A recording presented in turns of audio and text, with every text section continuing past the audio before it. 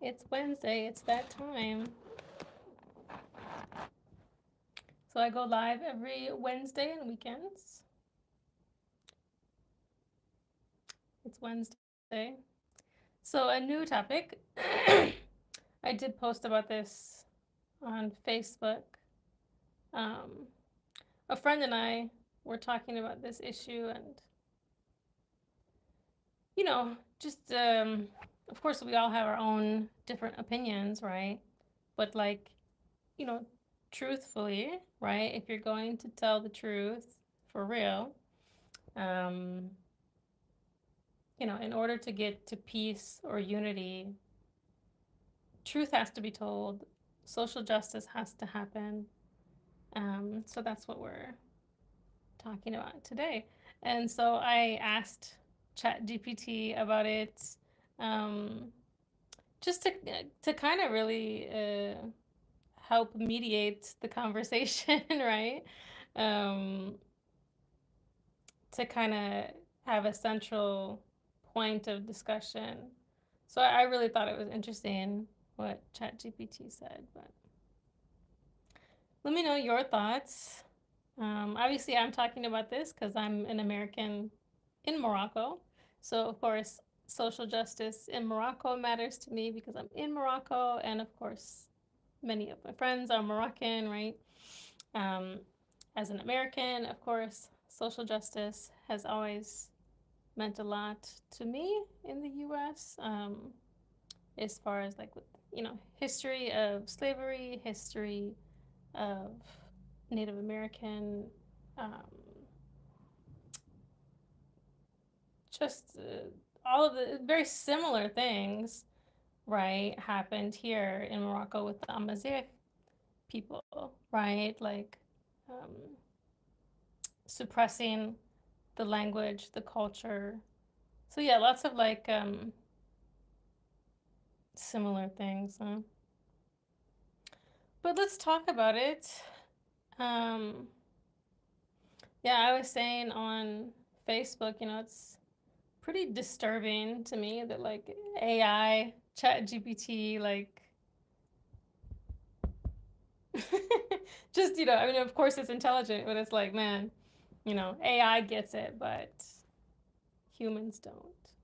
Some do, but it's like, you really need like the majority of people or like, um, greater than a certain percentage of people to understand things or to make things happen, you know? So, okay.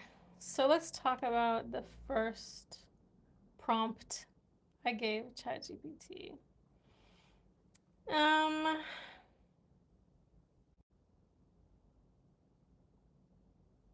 let's actually, well, okay.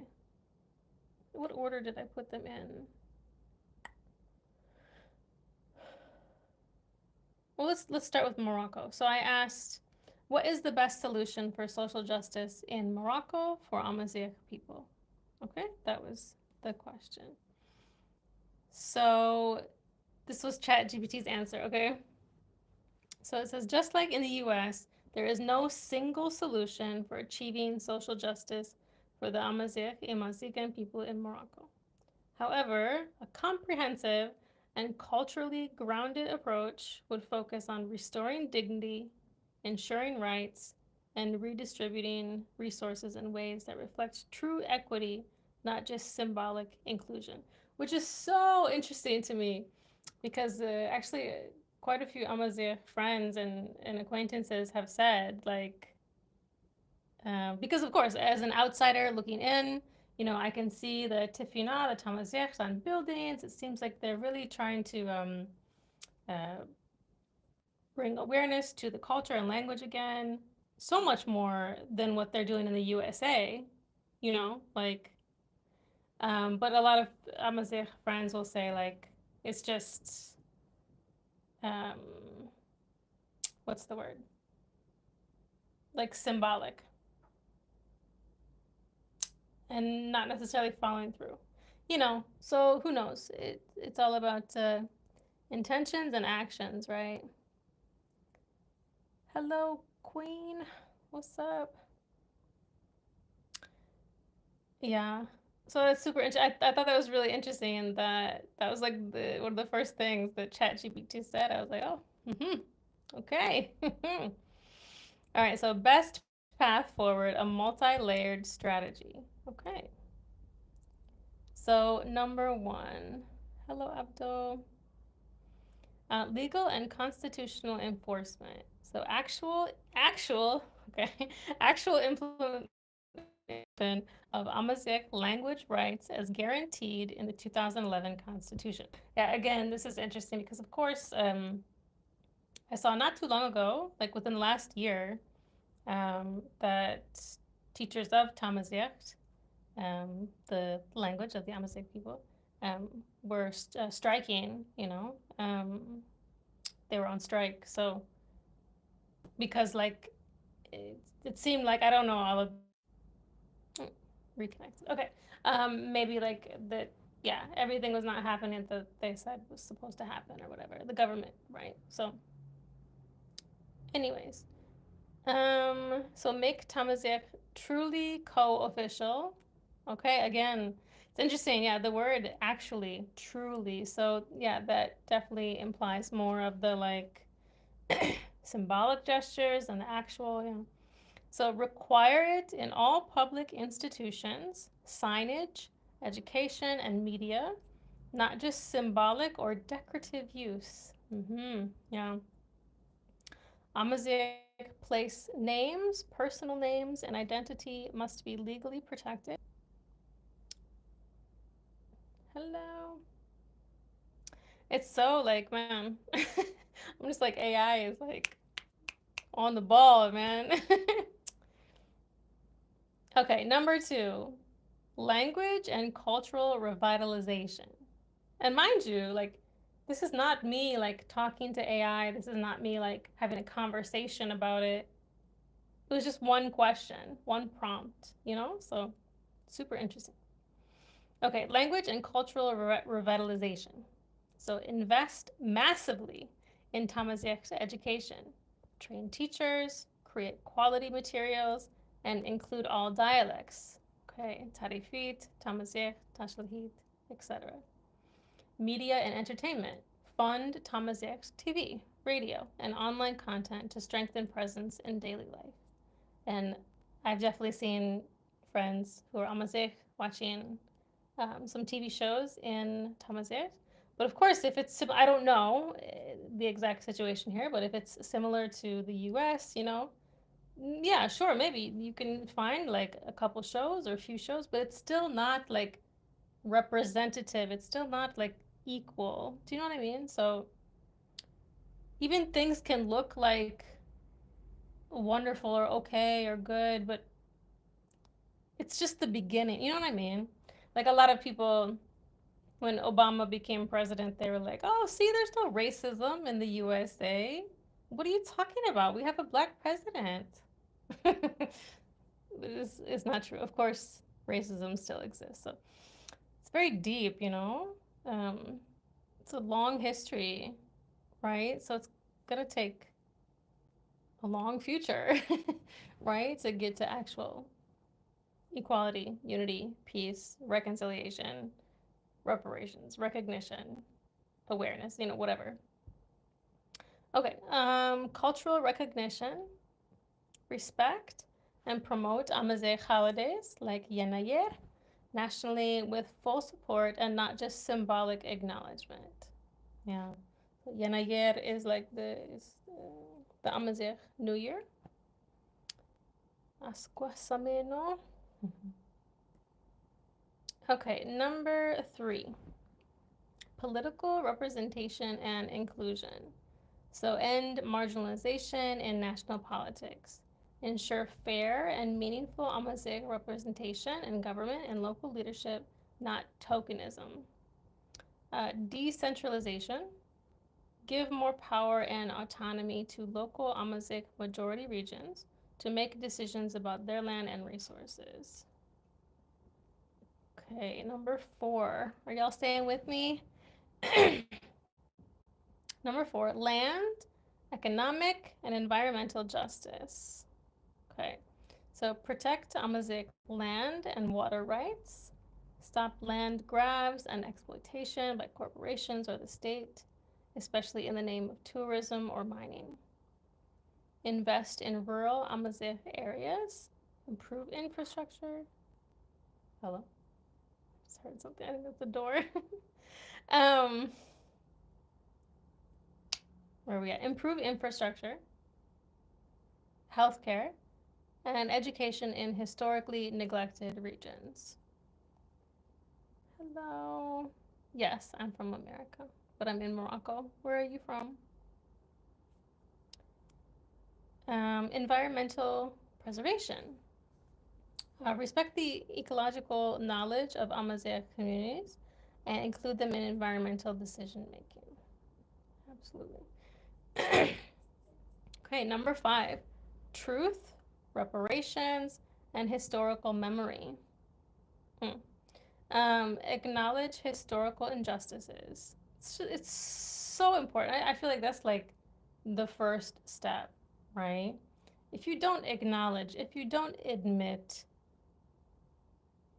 it's like, yeah, just completely lying, basically. You know what I mean?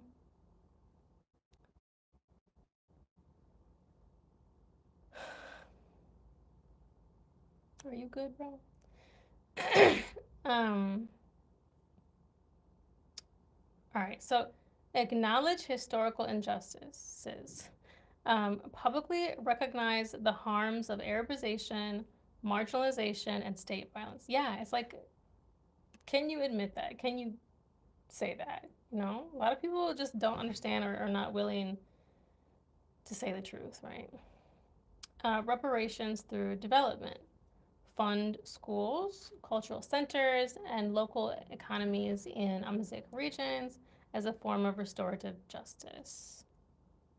Public memory. Build museums, include Amazigh resistance heroes in national history books, and support local archives. Is that your name or is that no? You're saying weird stuff, bro. I think.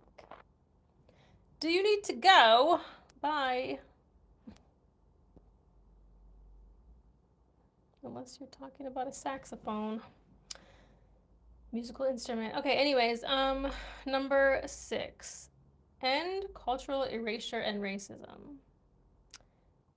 Challenge anti-Amazigh prejudice. Address linguistic and cultural discrimination in schools, jobs, and public life. Remove derogatory terms. Yes. Publicly reject words like Berber and promote respectful language rooted in self-identification. Such a basic thing, right? Which the USA, like, just within the last few years, has finally, I don't know if it's 100%, but I want to say, like, they 100% like got rid of like racist words for like the sports teams. I think, don't quote me, but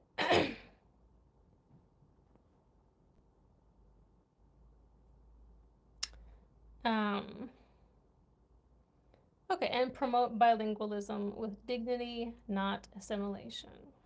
Yep. All right, so why this matters. Amazigh are not asking for separation or superiority. They're asking for justice, dignity, and the right to exist fully in their own land. That just bothers me reading that. You know what I mean? Like, I don't understand how people don't have empathy or like they can't put themselves in someone else's shoes, as we say, right? But okay, in their own land, with their own language, history, and identity respected and supported.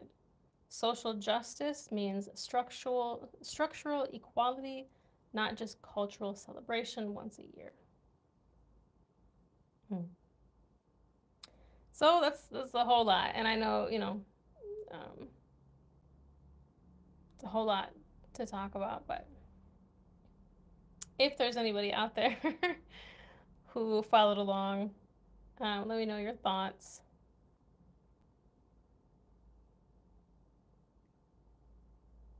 But okay, so that was Moroccan social justice for Amazigh people. Now let's talk about where I'm from, America. So let's see. The question I asked two questions. um, so I asked, what is the best solution for social justice in the United States for African Americans? And what is the best solution for social justice in the United States for Native Americans? So, yeah, like two groups of people, right? One were native and one were brought forcefully, right? Okay, so let's continue. Hello, Alexander. The topic is social justice in Morocco and the United States, because I'm an American in Morocco. So yeah, just an interesting topic. My friend and I, my Moroccan friend and I were talking about it. So just kind of talking about it here. Let me know your thoughts if you have any thoughts. But I just went over social justice for the Amazigh people in Morocco, the native indigenous culture here in North Africa. Um, so now I'm going to talk about social justice for African Americans in the U.S.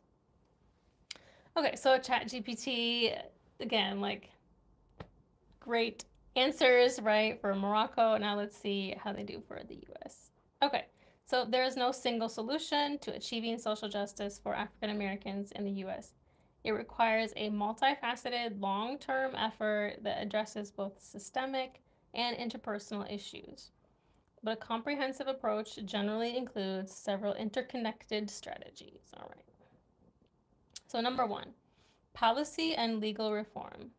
End mass incarceration. Like, I feel like we just need to agree on that. Like, it's not helping people. And it just is wasting money too. Reform sentencing laws, especially for nonviolent drug offenses, and end discriminatory policing practices. Yes. Police accountability, national standards for use of force, civilian oversight boards, and eliminating qualified immunity for police. Voting rights protections, restore and expand access to voting, particularly in states with histories of disenfranchisement. So yeah, obviously like that's a lot within one category even, right? But let's keep going for now unless you guys have some thoughts.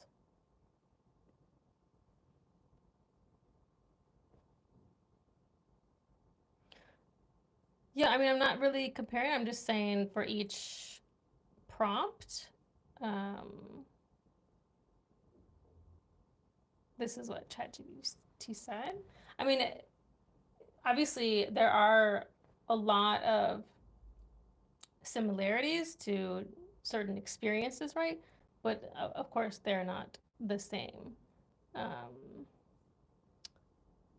But, anyone who is oppressed, marginalized, etc., like, obviously, we need to have empathy. All right, so number two, economic equity. Okay. All right, so targeted wealth building programs, home ownership assistance, student loan forgiveness, and access to capital for Black-owned businesses, fair wages and labor protections, raise the federal minimum wage, and enforce anti-discrimination laws in employment. Yeah, and so it's like some of that, I think maybe we've gone a bit backwards because of the current administration, right? So it's really frustrating. Reparations discussions examine policies for reparations that address the historical and economic impact of slavery, segregation, and redlining. Man, and if you guys have never heard of or checked out the book Post-Traumatic Slave Syndrome, how a trauma, a historical trauma can be shared and like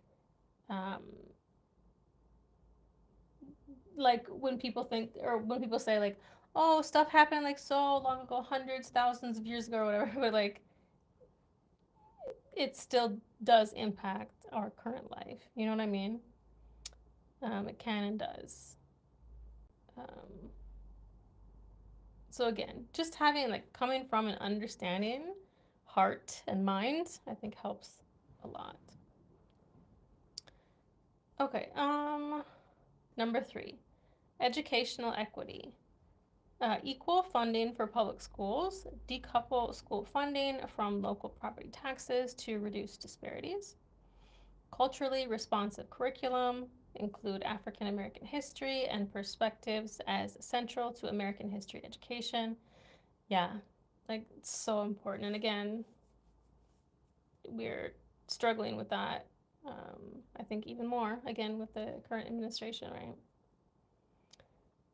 Access to higher education. Oh, and I mean, I have a personal story about that too. Like, as a teacher, as an educator, um, when I did my student teaching, I ran into a lot of issues because I did not want to use the history books, um, because they're often very like Eurocentric, white centric, you know.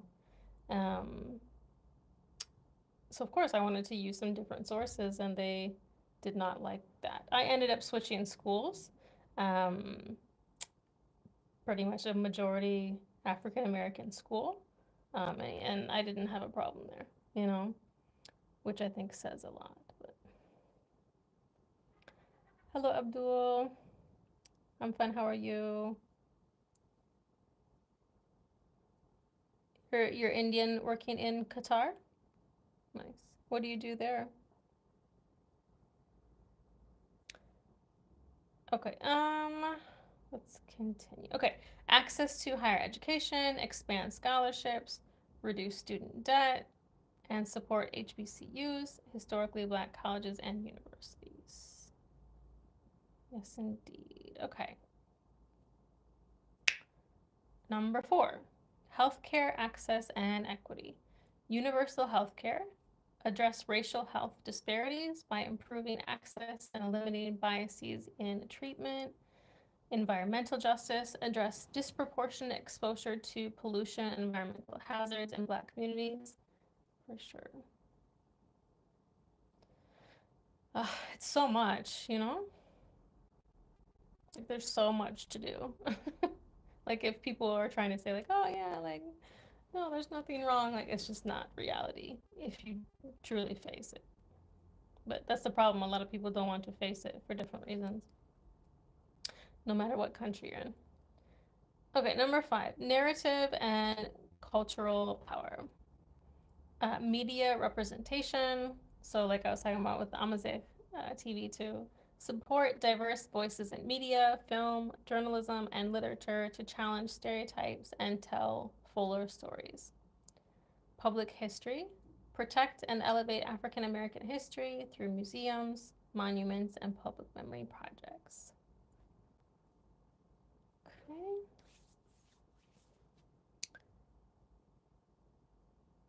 Okay. Driver and house cleaning. Nice. That's cool. I'm a teacher myself. Of course, it's summertime, so not as much teaching during the summertime. But... Okay, number 6, community empowerment. Support grassroots organizations. Invest in local leaders and groups doing justice work on the ground. Community-led development. Allow communities to guide how resources are used in housing, transportation, and economic development. Yeah. So again, you know, there's a lot there. So much within each of those things.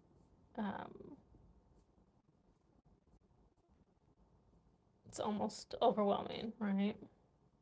Or it is. Um, especially if you've never heard of some of these things before, or you haven't thought about them. Um, it's a lot. Okay, so why this matters. African Americans have faced centuries of systemic exclusion, and social justice means not just ending discrimination, but actively repairing harm and building a society where equity is structurally ensured. Yeah, that's the thing, right?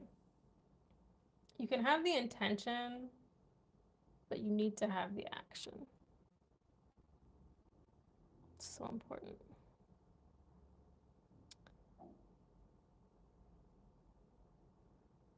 I'm not sure what you're saying, Abdul. You said you're in Qatar. Hello, Mozambique. Are you in Mozambique?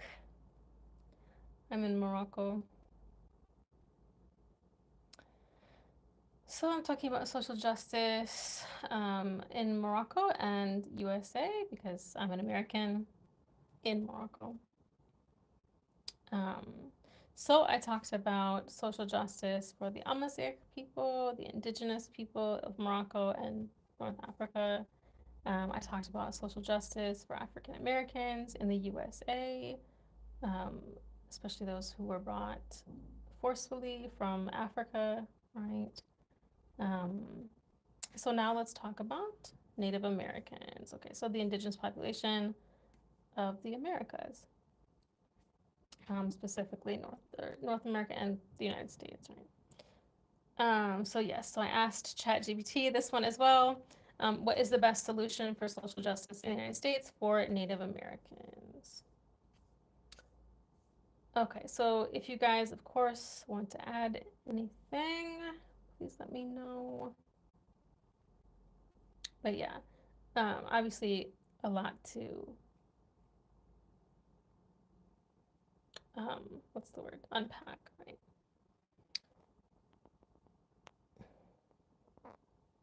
Yeah, I'm from the USA, but I'm in Morocco. Hello, Mohammed. I'm not in Mozambique, just always liked the name. Nice. Also like Zanzibar. Nice, very cool. Yes, all the Z's. Do you also like Zimbabwe? Another Z. It's amazing.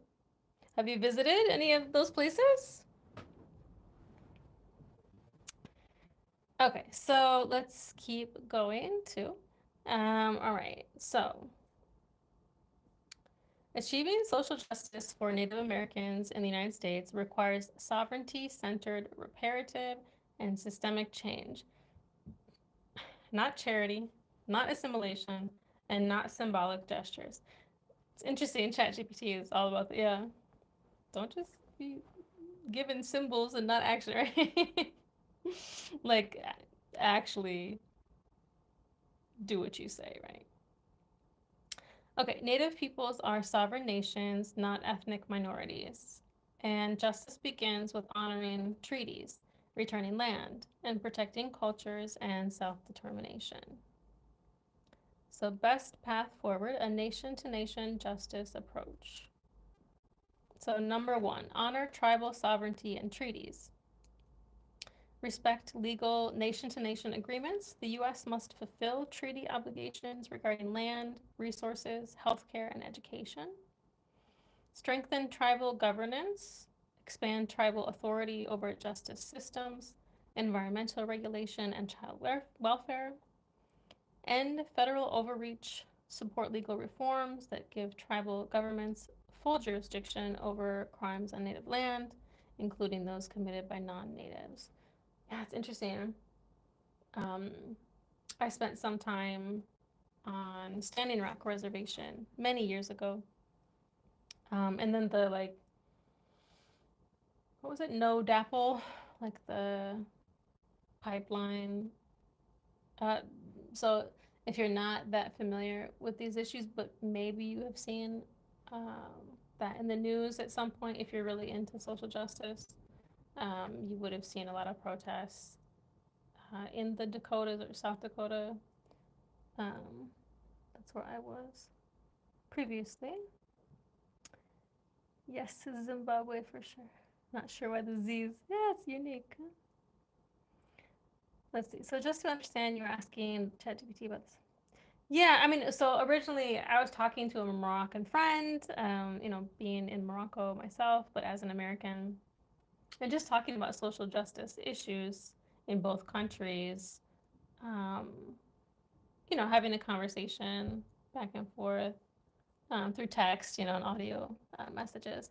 But like upon some reflection, I was like, let me get some kind of like neutrality or some connection where we can try to understand each other better.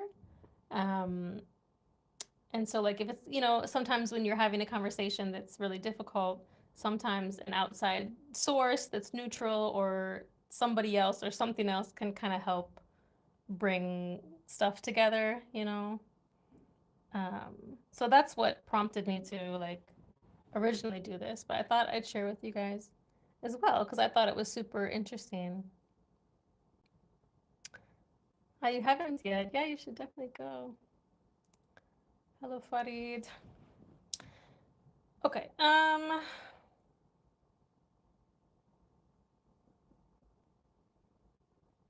Okay. So yeah, I mean, just like obviously having personal experiences in the U.S. Um, obviously I can connect a bit more. I've been in Morocco for over 2 years, but obviously having grown up in the USA, I think I know more, about it than Morocco, of course. Um, but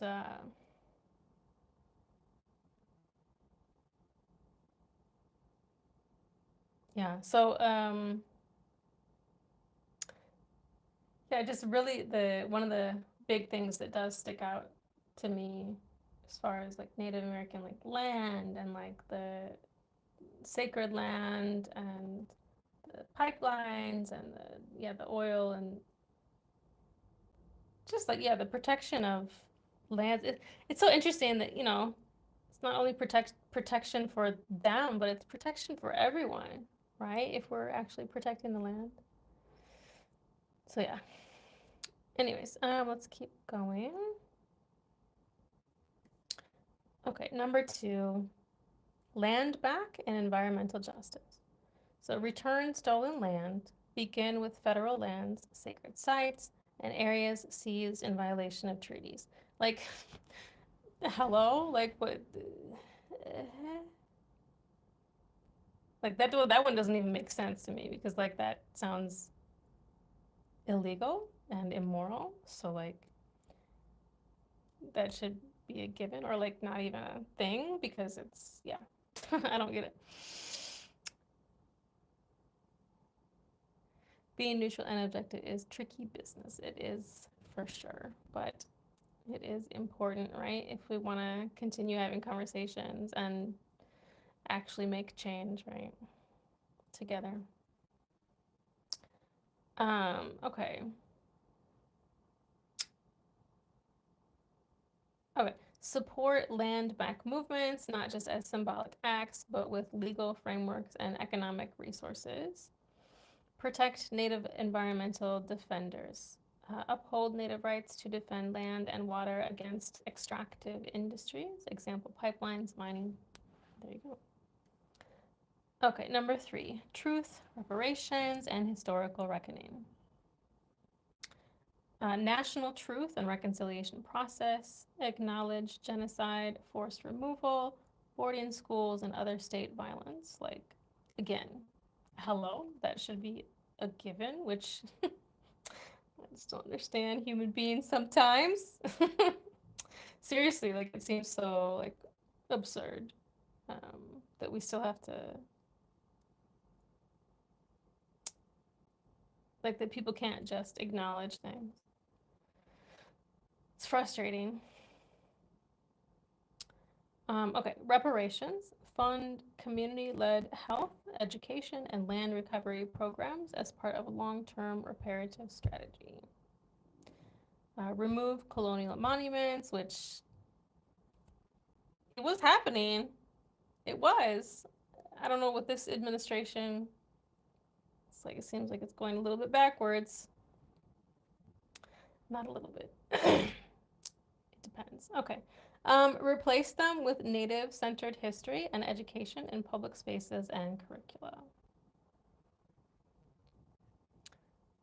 All right, number 4. Social justice for Amazigh and Native American people, or in general.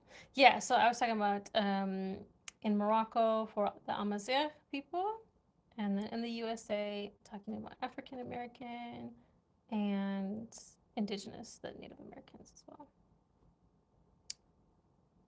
And so, I mean, because the conversation I was having with my friend, my own personal experience from my own city is being around more African Americans, right? So I feel like I personally have more experience with my African American friends and community. However, I did spend some time on one reservation, but it's like, so of course I'm familiar with some of the uh, struggles that Native Americans have, but um, so that's why like I'm bringing up both because um, yeah, we have a lot of different issues in the USA. you know. Um, so not to say that there aren't other communities in Morocco. I don't know exactly, but I mean, I'm just familiar with like the Amazigh people and as a native people and their struggle. Um,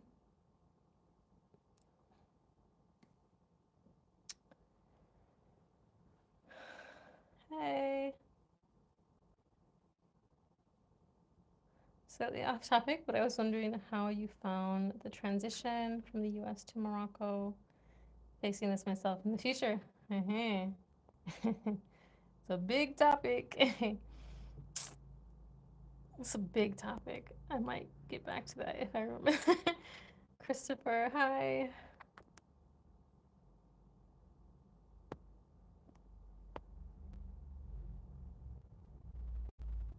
Okay. If you're happy, congratulations. I'm not sure. Thanks for sharing. Um, transition from the US to Morocco. If you're already used to traveling, then it's not like a huge shock or deal, right? But I mean, obviously spending more time somewhere, of course, it's gonna affect you, but yeah, it depends on what you mean exactly, like what what part of the transition.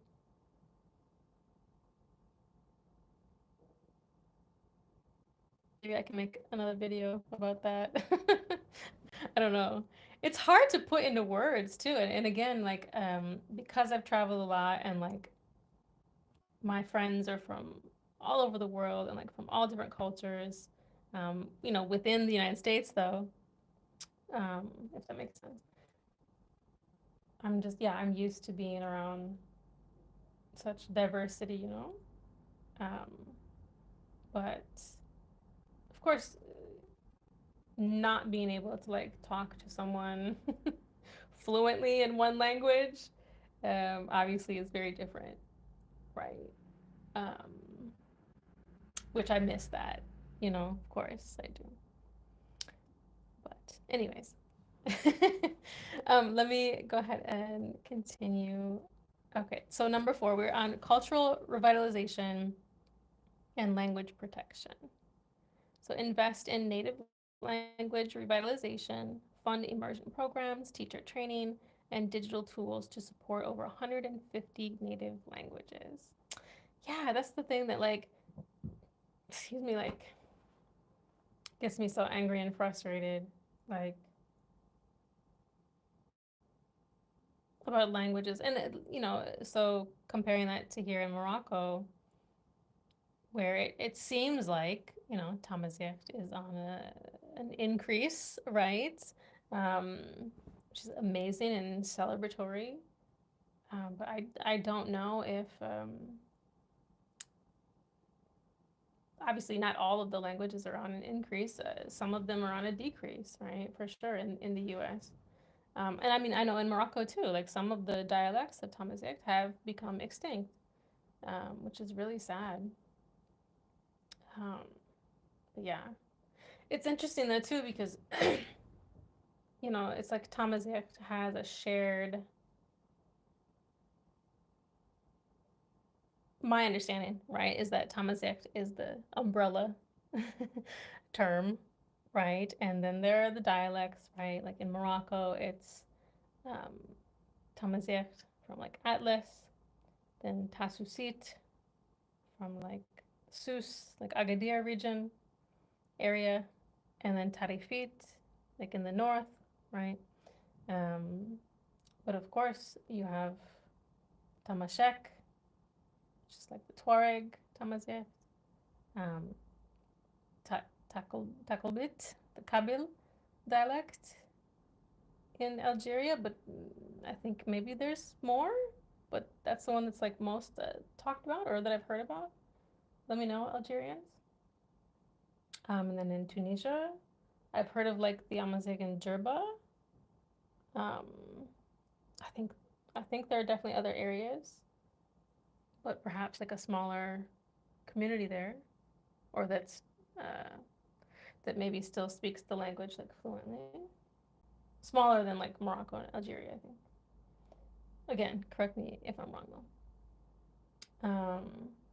And then some in Egypt, like in Siwa, Canary Islands too. So it's like, it's shared.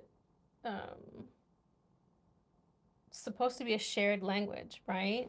Some people will disagree though and say that the dialects are some of the dialects are too different and they should actually be labeled languages, separate languages. So depends on who you talk to. Like some linguists debate that. So who knows? But in America with like the Native American tribes, I don't know if it's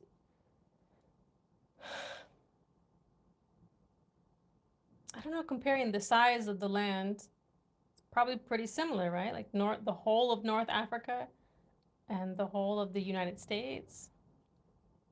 But there's so many, and we say languages, right? Native American languages. What are y'all saying? Music? Why? Where does your interest in Amazigh culture and language come from? Are you Amazigh? Yeah, I don't know. I just I'm interested in human beings, in cultures. Um, I am.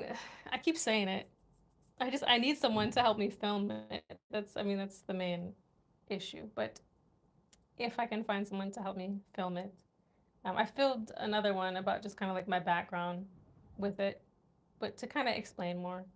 Not that it's like a huge thing, but yeah, I think people are just interested in what they're interested in. As someone who did their first degree in sociology with anthropology, um, when I first learned about Tamazight and Tifina before I ever came to Morocco, I was like, I had never seen, the alphabet, the writing system of Tifina. I was like, it's amazing. So of course, being in Morocco, I get to experience that one on one or like in real life, IRL, you guys.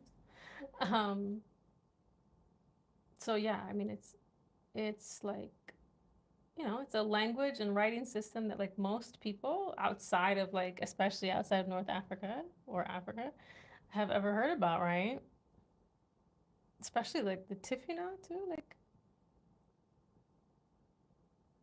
yeah, and the fact that like it seems like it could be a dead language because it's so ancient, but it's not. So it's almost like finding a it's I don't take that the wrong way. It's almost like finding a dead language, but it's not dead. It's still alive.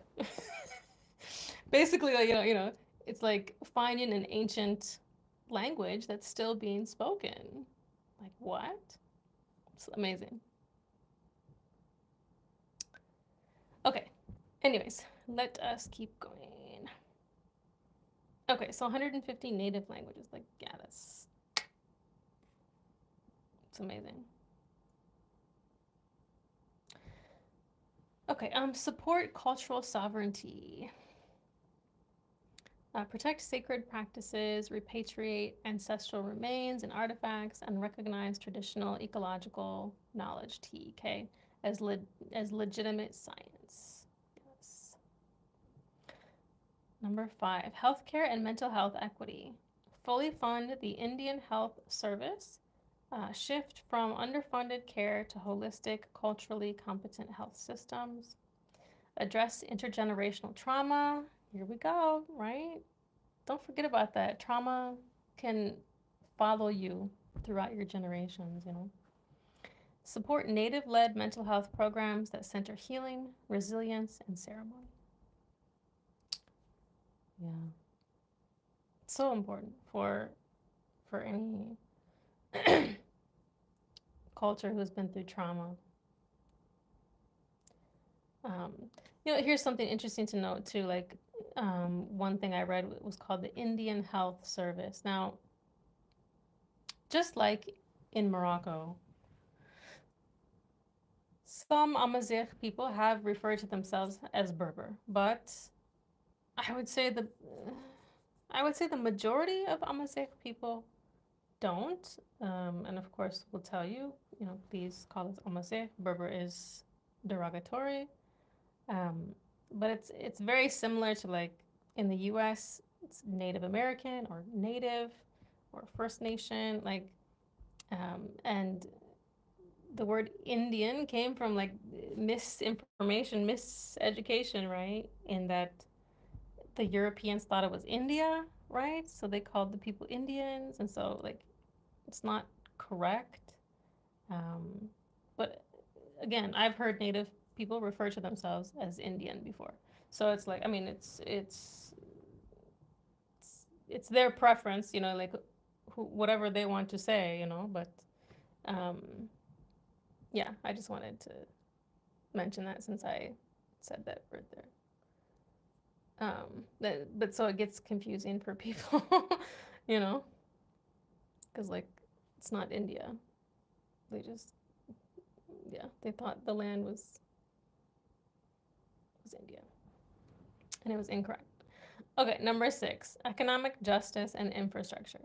End systemic underinvestment. Repair roads, schools, housing, and internet access in Native communities. Support Native-owned businesses and jobs. Provide land, grants, and credit systems for sustainable economic development. Yes. Number 7, protect Native women and children. End missing and murdered Indigenous women, MMIW crisis. Improve data collection, prosecution, and community-based protections. Excuse me. Protect Native children. Uphold the Indian Child Welfare Act, ICWA, and support culturally grounded child welfare system. Again, interesting, like, you hear these words: Native, Indian, Indigenous, right? And it's up to the people who, whatever they want to call themselves, But yes, sociology, anthropology. But then I did do teaching for my master's degree. Tricia, A-Dub, what's up, A-Dub? Achieve world peace. Money can to get. I'm gonna say are pretty much North Africans First Nation. Yep.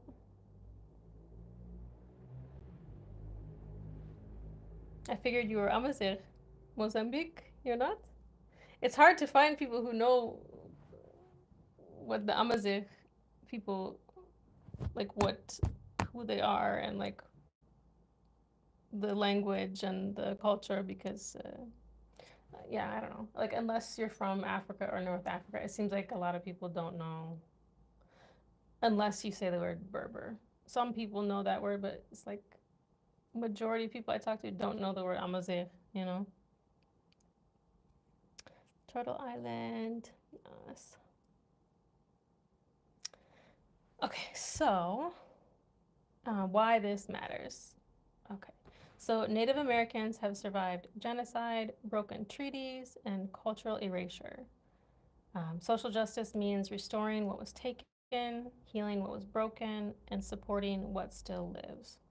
It's not about inclusion into dominant systems, okay? It's about creating space for native systems, leadership, and sovereignty to thrive.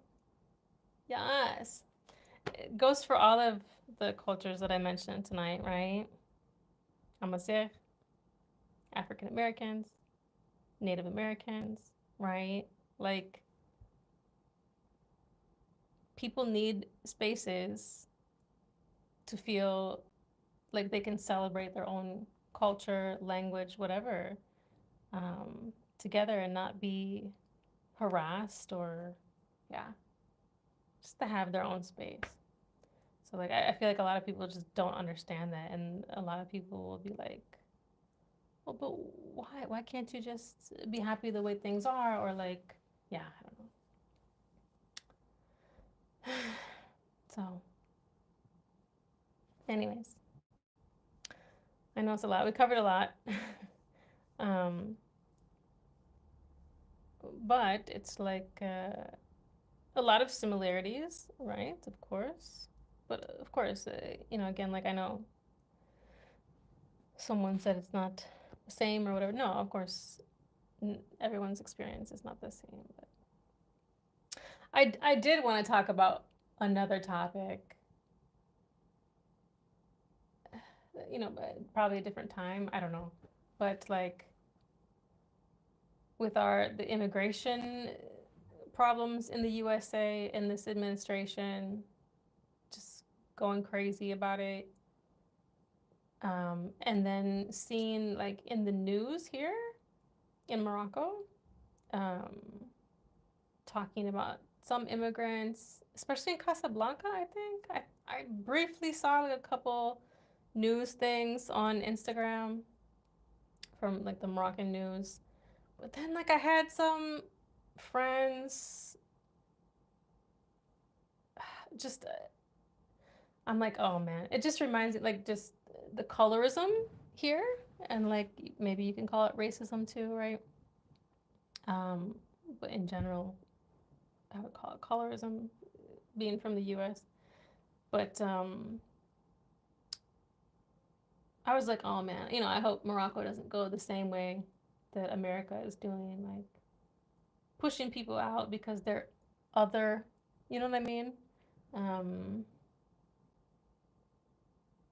yeah, some people like trying to lump all immigrants into one thing of like, um, so I'll speak about, the American experience, right? Um, I think the administration, this administration, they started by talking about before they were, um, before we got to this administration, talking about like uh, illegals or they're coming in, they're, I don't know, drugs or just like criminals, right? So, of course, that's uh, not correct.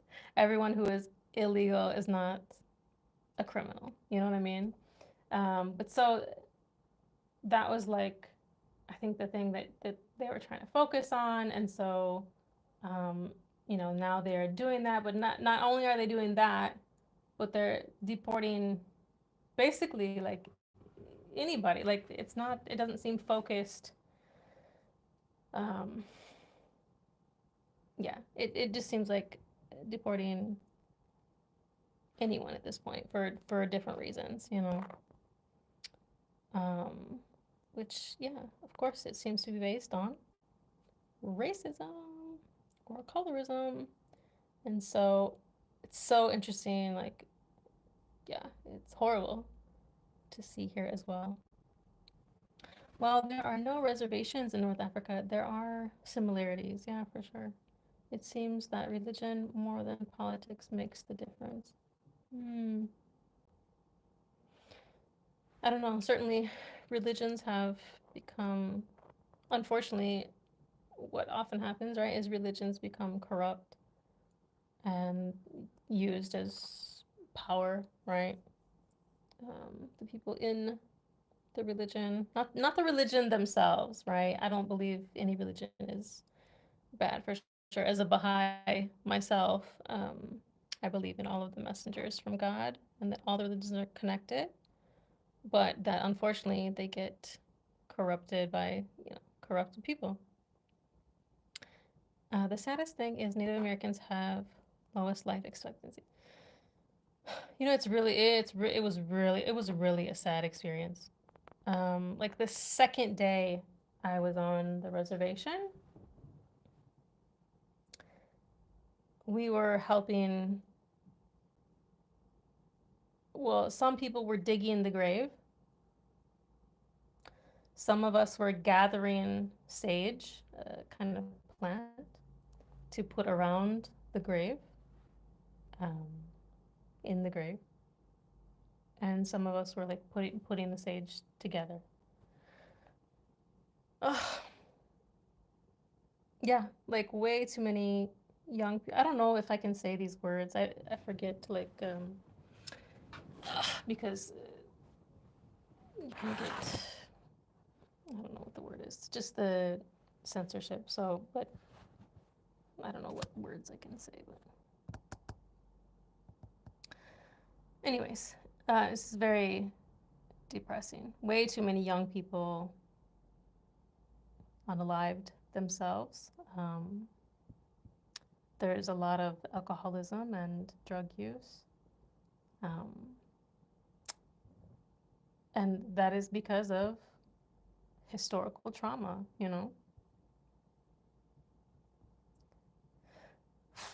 It's just like, if you try to imagine, put yourself in people's shoes and imagine what happened to your people. Like, and that's shared down through your family, that emotional connection, right? Sharing that experience, the physical connection, like, yeah.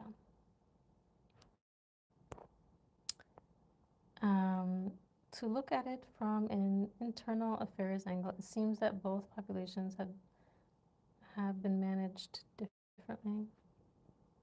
Yeah, certainly different things happen.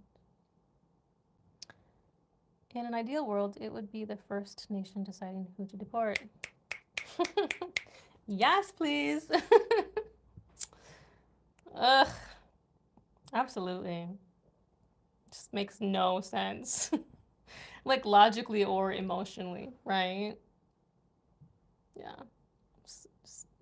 You can't, yeah. It's absurd.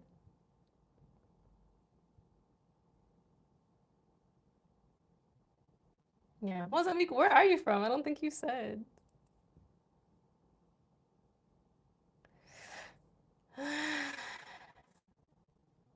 Sorry, A-Dub. Yeah. Yeah, again, this one lady, she's actually a Baha'i. She wrote the book called Post Traumatic Slave Syndrome. She's African American. And I went to a lot of her talks too, her lectures. Um, but yeah, a lot of people, it's just such a huge thing for people to say, especially in America, right? They'll be like, oh, well, like that was so long ago. Like, but it's like, it's still there. It's still there. Okay, Mozambique said North Africa.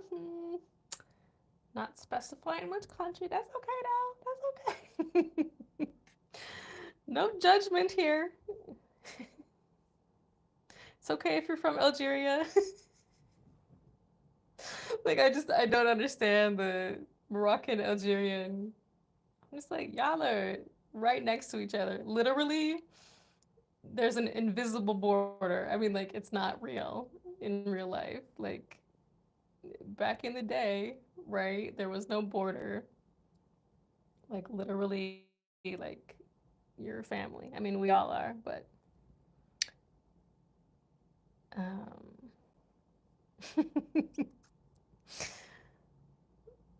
what is That sounds familiar. Let me see. What? Is it like south of the United States or South America?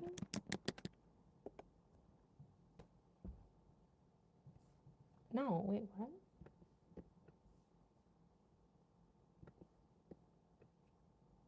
Oh, that's why it sounds like Spanish to me. Yeah, okay. The Guanches were the indigenous inhabitants of the Canary Islands, an archipelago off the coast of Northwest Africa. They are believed to be a river. See, just even the education still needs to be out there about that word. They are believed to be of Amazigh origin from North Africa and arrived in the islands perhaps as early as the first millennium BC. The Guanches had their own unique culture, language, Guanche language, and religious beliefs, which were significantly impacted by the Spanish conquest starting in the 15th century. Yeah, I know. I do see, excuse me, some of the movement there on the Canary Islands. Hmm. Hmm. Oh, the language is not extinct. Hmm.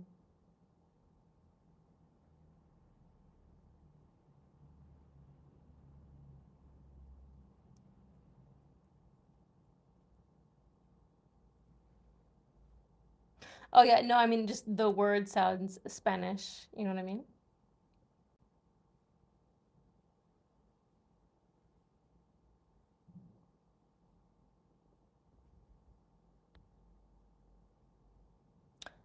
The language is now revived. Like it was extinct, but people are starting to learn it now. It's amazing. I've definitely seen a movement on Instagram, like people in the Canary Islands with the Amazigh flag.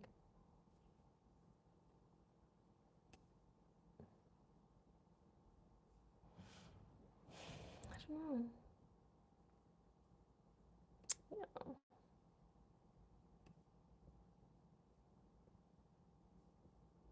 Hmm. It says, what race were the Guanches? The Aboriginal inhabitants of the Canary Islands, commonly known as Guanches, were genetically most similar to modern North African Amazigh, according to an ancient DNA sequencing study published this week in the journal Current Biology. There you go. Amazing.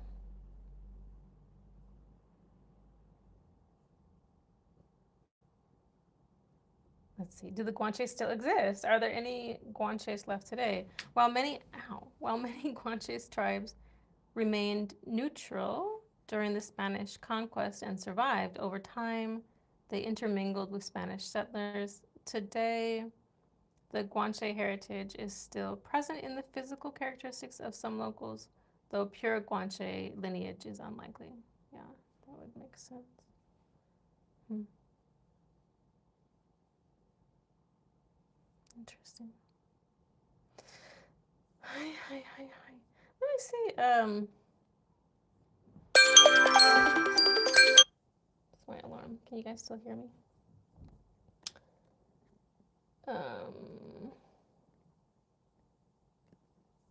Wait, let me go.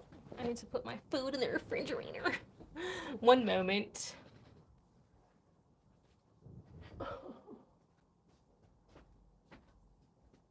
I'll be back.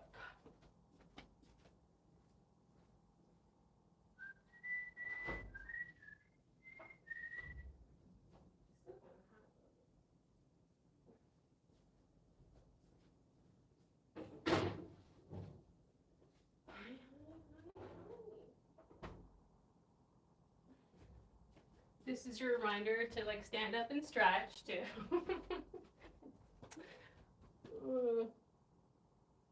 Everybody stand up.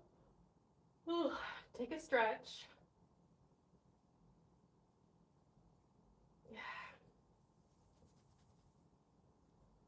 Okay.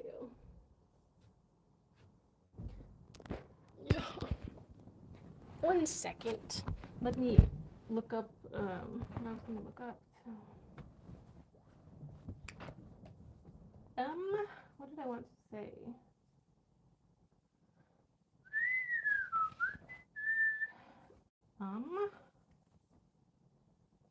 Uh, like how have some comments there.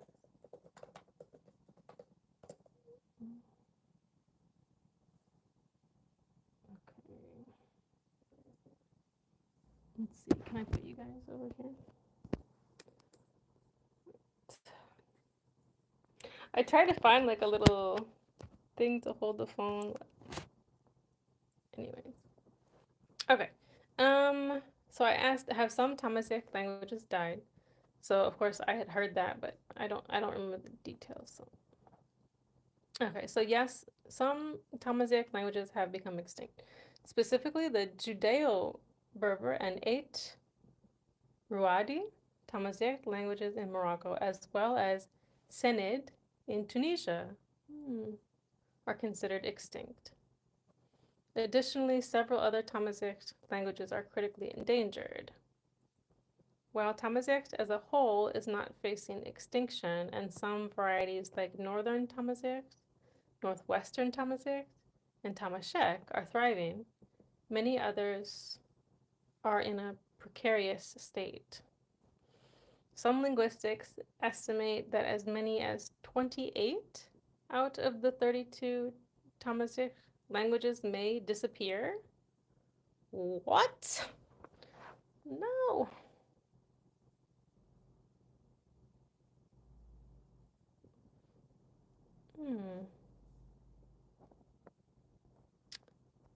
Um, Dub, you said there is a huge Amazigh movement in Canary Islands. Yeah, in fact, the Amazigh flag was published there.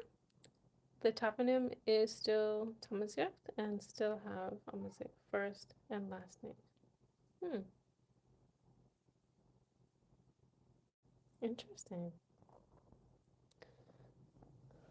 People do horrible and senseless things.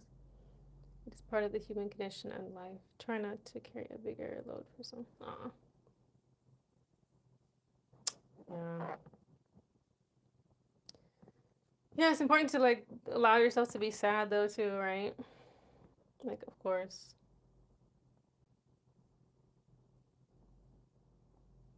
But yeah, unfortunately, yeah, humanity has been full of destruction. But I know they say like things are like improving and have improved. If you look at things from like a humanity, like the whole of humanity timeline. I don't know about like current modern day. I don't know. I mean, like these recent years, but certainly I had heard that before. But it's hard to see it when you're currently in the timeline, if that makes sense. But yeah, definitely like we liken humanity to like a teenage kind of maturity level right now, you know? Like if we live long enough as humanity, we will mature. But yeah.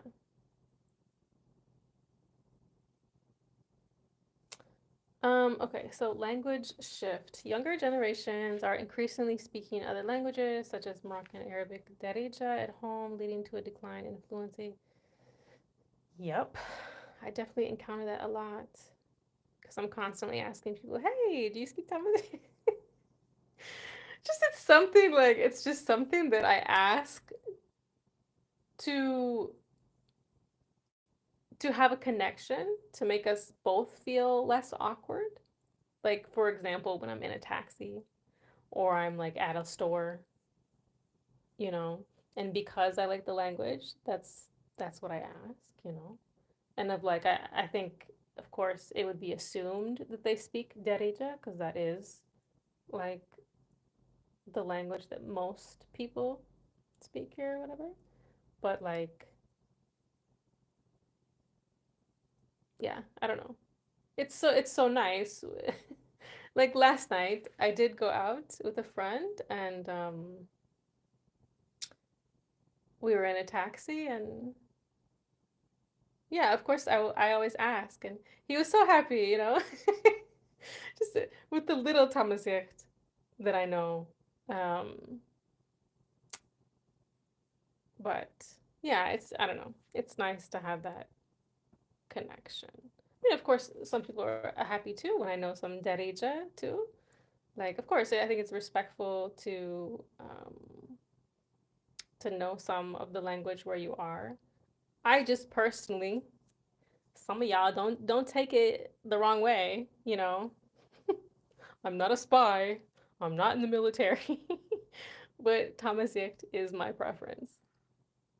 And if you know me, I'm sure you can understand why, because yeah, I just always like the unique, the marginalized, the indigenous.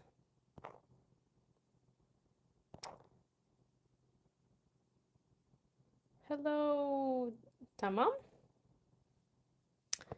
Um, okay, wait, where were we?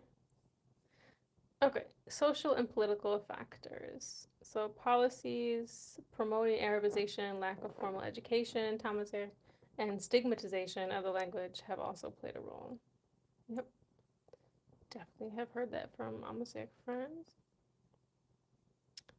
Religious factors. Some individuals associate Arabic with Islam.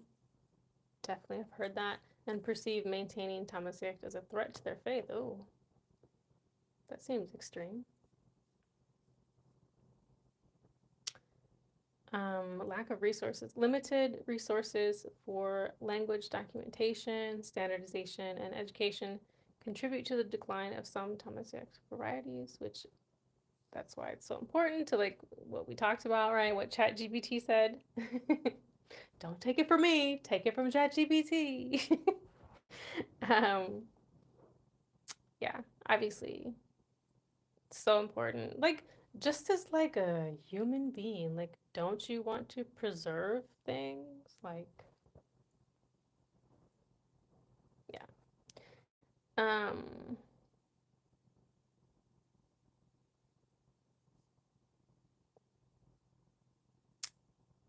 yeah, so then it says, despite the challenges, there is growing awareness and activism to preserve and revitalize Tamasic languages, including efforts to incorporate them into education and digital platforms. Yeah.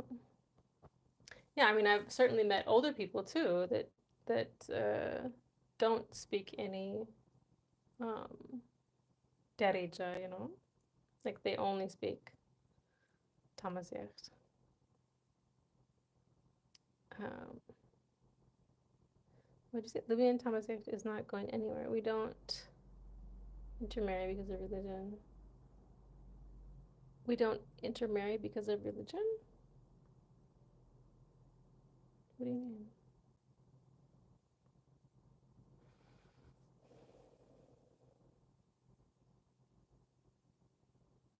Hello, I can't read the Arabic. Or maybe are you assuming that all of the Amazigh people in Libya are Muslim? It's interesting. A lot of the Amazigh people here that I've met, some of them, more than I thought, right, are actually like atheist or like agnostic or something. It's interesting. Which also, again, makes total sense. Like when I was on the Native American reservation, like many of them were like, religion? You're joking, right? Like, because like it's like religion was the reason for their like cultural and language oppression. So yeah. Where are you from? I'm from the US, but I'm in Morocco. It would be interesting to research why did the Amazigh language and culture survive, but is not the tongue of the majority. is not the official language. It's interesting though, because I don't know, in Morocco at least, people argue about that census or whatever. Um, which yeah, I as a person who actually, I mean, I worked in research for a little while, and with data and stuff, like a little bit. And you know, I did my first degree with sociology, anthropology, like yeah, there's a whole lot of issues with the questionnaire, you know. But yeah, a lot of the Amazigh people were saying like, nah, man, like that percentage, whatever they said it was, like was not true. That's what they're saying. And I mean, I would agree too, like, just so many different issues, right? Um, like even when I was doing research in the US too, about race and language, right? Because like race is like one of those top questions that they ask on questionnaires or studies. And so like people would sometimes say to my face a different race that I could see, that I could observe in them. So I was like, oh, you know? So like imagine like people are willing to lie about their race sometimes. Of course people are gonna be willing to lie about their language because again, it's like a trauma, right? A trauma response. Like you want to be not looked down upon. It's been taught, it's been kind of ingrained, depending on your experience, you know, but like, so you're gonna be like, no, of course I assimilated and I speak this majority language or like this popular language or, you know, whatever. Yeah. So, um, it's interesting. So, I mean, I know, what is it, Morocco and Algeria, I think. Tamazight is also an official language. I know for sure Morocco, just because I'm here. But um,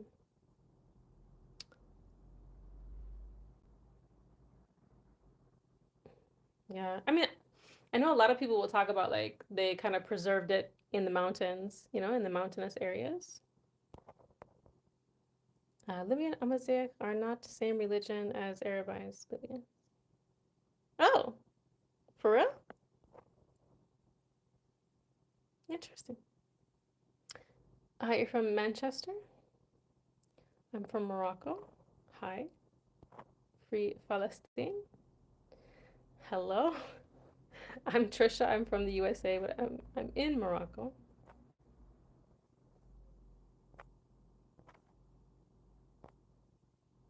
Hmm. Yeah, it's a big topic. Lots of topics. All of the topics.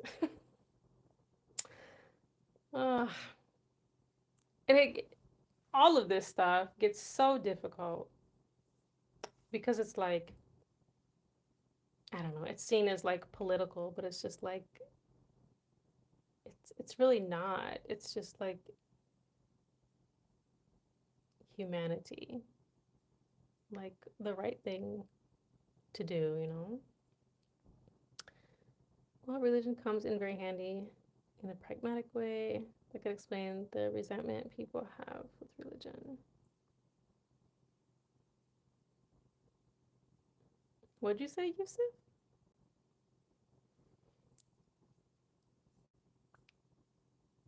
Yeah, unfortunately, people have used religion for a lot of horrible things, so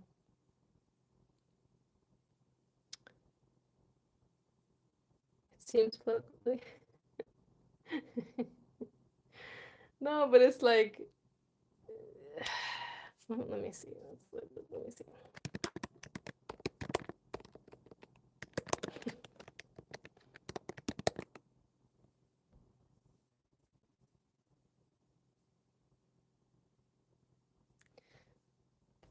Yeah. So, okay, here's the definition of politics, right? The activities associated with the governance of a country or area, especially the debate between parties having power. So, like, forget about parties, right? Forget about Because this is the problem, right? If you label yourself as a certain party, then it's like automatically you're against someone else. So like forget about parties and focus on the issue. If everybody like focus on the issues, I think we would be like so much better. What do you say? English? Yeah, I speak English. I don't speak Arabic. ¿Estás a tamazigh? I need to learn. You know what I need to learn how to say in Tamazigh though is like not to be rude, but I need to learn like no, I'm not Amazigh. I just have Amazigh. Sounds so stupid. Or like so cliche. Or like, okay, no, I'm not Amazigh, but I speak a little Tamazigh.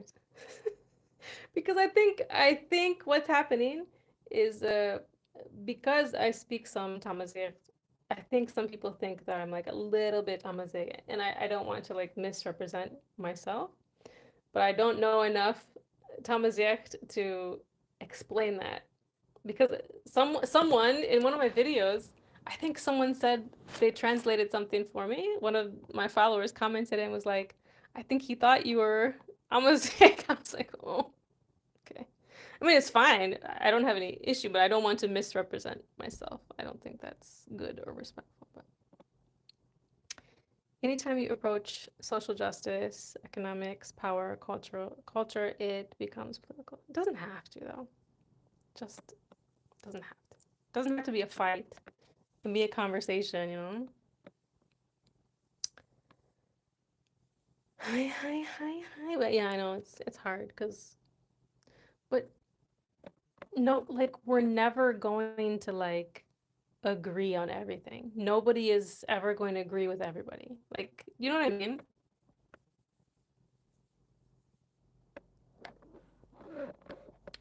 Salam. Is it Korichi? Yeah. Even, I do think hopefully humanity will get to peace and unity, but like unity doesn't mean we're all gonna agree with each other. You know what I mean? It just means like we're mature enough to get along despite our differences. But nah, bro. Right, agreeing on everything. Yeah, no such thing. It's not possible.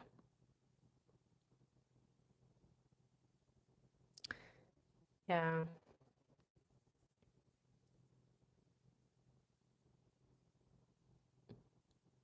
Nope. I can't say that I've ever agreed with someone else about everything. Never. Of course, there are some like, how do we say like-minded individuals, right? Where we have a lot in common and like super into like maybe the same things or like we both like sci-fi or like, whatever it might be, right? We're both into social justice, but it's like we're not gonna agree on everything. It's not. The bottom line is it seems like the survival of the fittest all around. There is very little mercy. Mm, little mercy about what?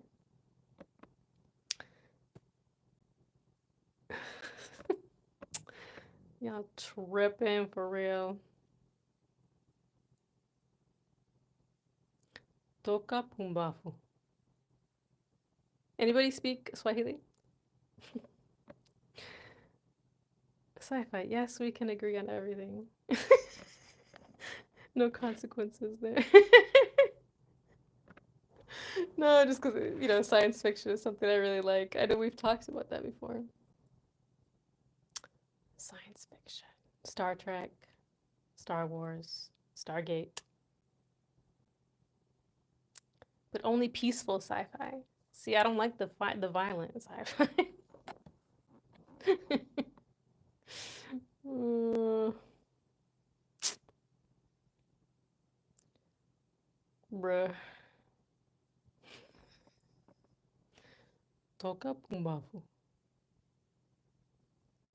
If you speak Swahili, then you know what I'm saying.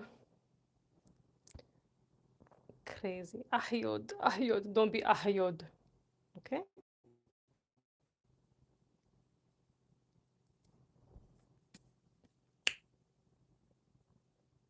Okay, well. Any other light topic that you guys want to talk about?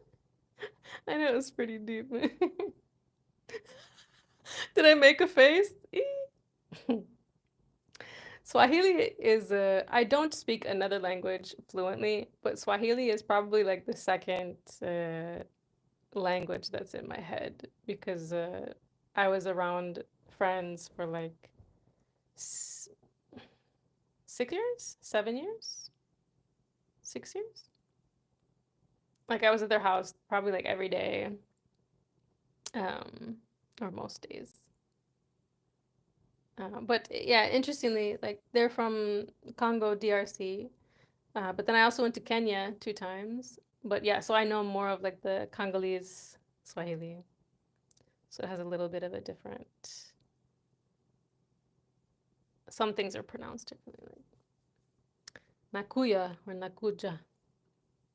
Mayi or Maji. Ukumusazi. Or what was the other one?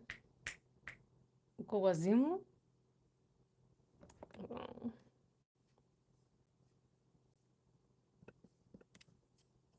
But it's like sometimes words are different. It's kind of like British and American English.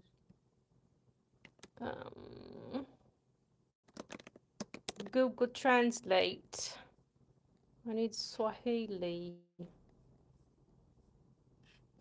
Suddenly I'm British.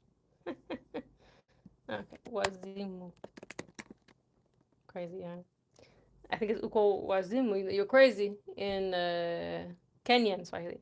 But in Congolese Swahili is ukumusazi. Ukumusazi sana. Does Swahili help you understand some Arabic? Yeah, interestingly,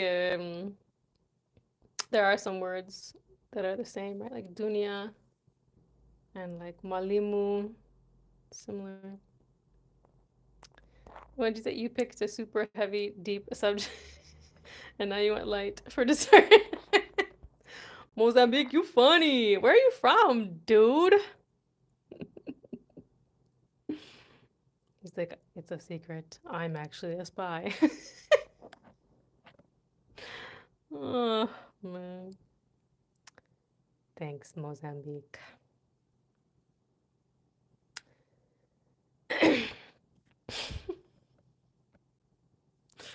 Oh, man. Let's see.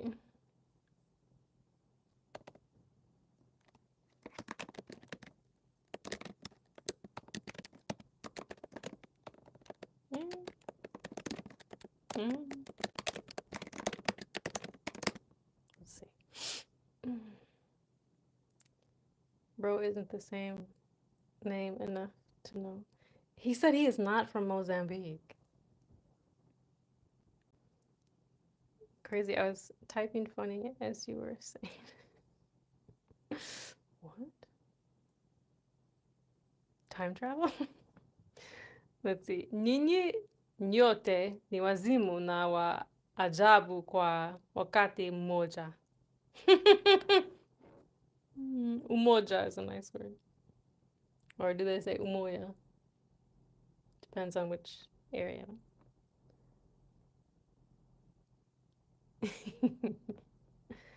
World peace.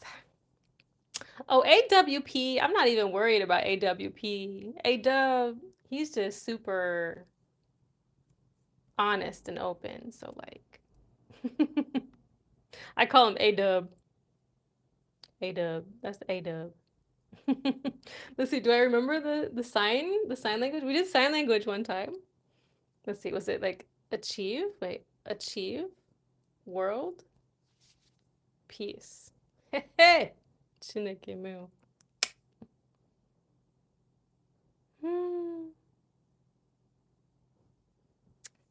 Yeah. No, I said you all are so crazy and awesome at the same time. Ninyi yote ni wazimu na wa ajabu kwa wakati mmoja. Hmm.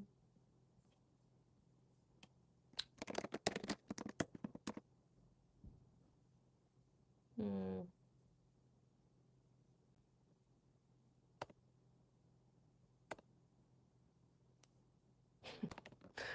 I put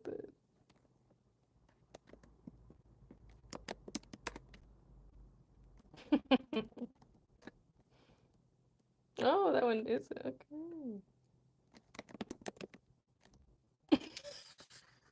The literal translation. The literal translation of Toka Pumbafu is so funny. Uh, yes, inshallah, one day.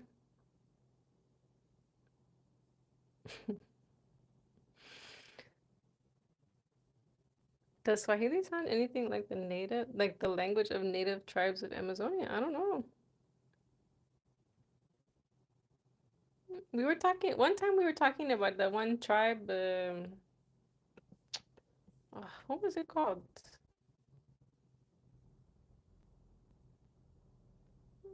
Oh, I think me and A-Dub, I think you were there. We were talking about that one tribe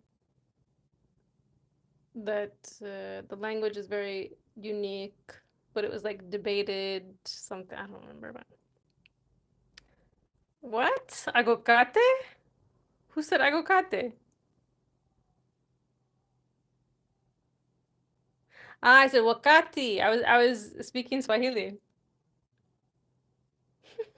Agokate.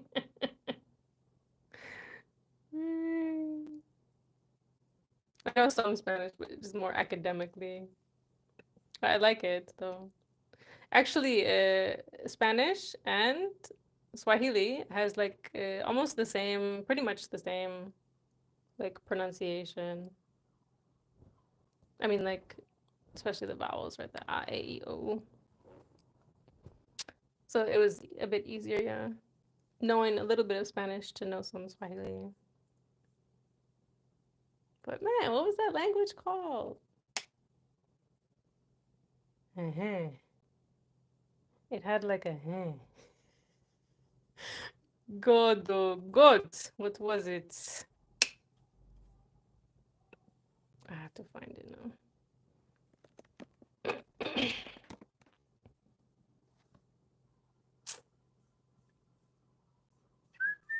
Oh, there goes the seagulls.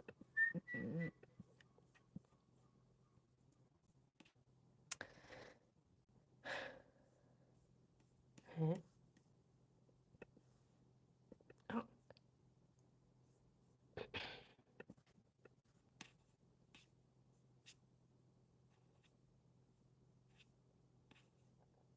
Piraha. Hey, Piraha. Kunta Kente, you know the person? Some states in the US retain native names. Yeah, for sure. So many actually in my area. Um,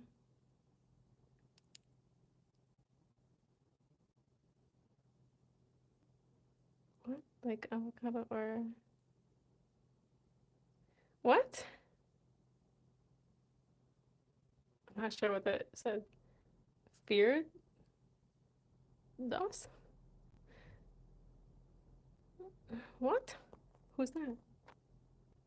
Likes avocado or they make her laugh? Want some guac? Guac, bro. Don't talk to me about guac, okay? I miss it so much.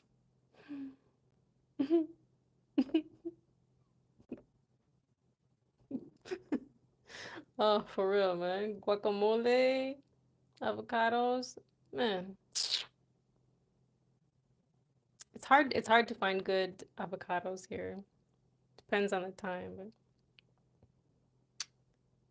Do you have native in your DNA? Not that I know of. Um, I haven't been tested. My brother has not been tested. My dad has, so my dad has been tested, but so he does not have um, native. No guac in Morocco. It's not the same. It's not the same. There's actually one restaurant here that has some guac, like that had a side of guac. I was like, what?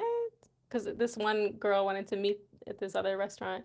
I usually wouldn't have gone to that kind of a restaurant because I either eat like super local food, and get like the besada or like tagine or couscous. Or if there's a restaurant that's not like too crazy expensive, that's like vegan or vegetarian. So anyways, this was more like a seafood kind of place. But they did have like a few vegetarian things, but yeah, it wasn't very good. But I got the guac. It was guac, but it didn't have like flavor, you know? And like the Mexican guac in the USA. So good. So good. Hello, Abdelaziz. Firdas is a name for ultimate heaven? Really? I hadn't heard that before. Like paradise? Kind of sounds like that. But no, I thought there was a different name for paradise. Wait, what is it? I know that's Farsi, I think. Rizwan?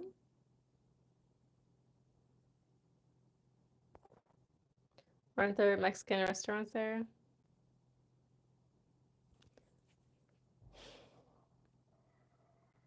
Not like for real, you know? I think there might have been some when I was in the north, but it's not the same. It's like Chinese food in America. It's not original, you know? Hey, I mean, what's up?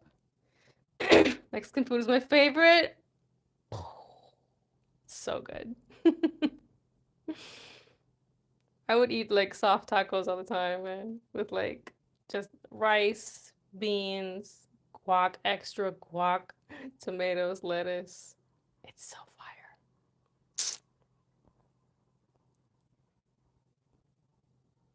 Have you had like real Mexican food though? Hey, Deb?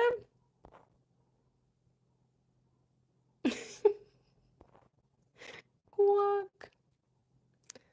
Farsi. I'm a Baha'i, so of course I know some Arabic and Farsi or Persian, just because of it's ingrained in my religion, you know, like it's a part of my religion. Baha'u'llah wrote in Arabic and Farsi, so yeah.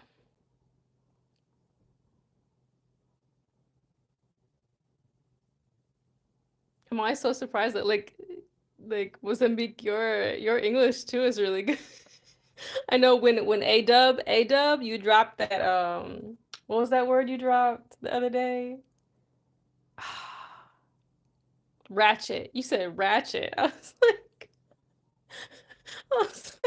what are you a spy? 'Cause and then you wrote skibbity in Tiffany, bro. You don't make me laugh like that again, bro. I couldn't breathe. Oh my gosh. No, it was just so funny because like I didn't know what you were writing, right? So of course I'm trying to read the Tiffany. Like skibbity toilet. Oh no. Hey. Oh.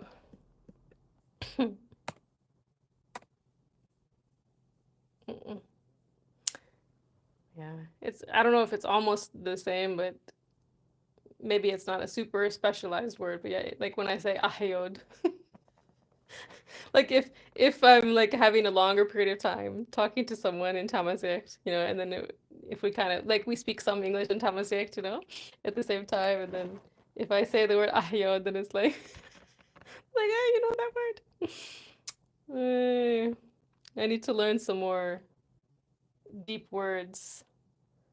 Ah, what was another word? I can't remember. Mexican food is a human right. Bruh. Bruh. Do you have like Mexican restaurants there, or do you make it yourself? It is the easiest thing to make. They export avocados to Europe. They have good cilantro. Yes. I forgot about the cilantro. How can I forget it? Right. I don't do onions, jalapenos. Not not for real. Harissa. Ajillo. I did hear that one before. Oh no. And funny word, asnus, asnus. What is it? Baby donkey. So funny. But I'm always careful though to not say words that people type unless I've heard them before. Because, yeah. Yes, we have Mexican restaurants, but it's to make it home. That's interesting. Y'all have Mexican restaurant. What? Seems rare here. Or maybe it's just also like, I just, if I'm going out to eat, like, it's just so meat forward here in Morocco. So, like, I have to be very, like, particular about where I eat. Um, so yeah, like I said, generally I'm eating very local food or very specialized food. Yeah, so I don't know. That could be why too, but people tend to type better. I know, right? No, I'm vegetarian. Well, vegan in America, but vegetarian here in Morocco. So, and even before so I was 15 when I became vegetarian, and then slowly became vegan. But then when I moved to Morocco, vegetarian again. It's hard to find vegan food, and it's important to get protein. Um, Hello, Suleiman. Are you the same Suleiman from the other day? Afnan, I'm not sure what you're saying in Arabic, man. Well, welcome to the country of Morocco. Thank you. Welcome, Suleiman. Thank you. Yeah, yes, I was vegan in America. I'm from the USA, Suleiman, but I'm in Morocco. Asnus is from the Latin asnus. Really? Asanus. That's where the English word. But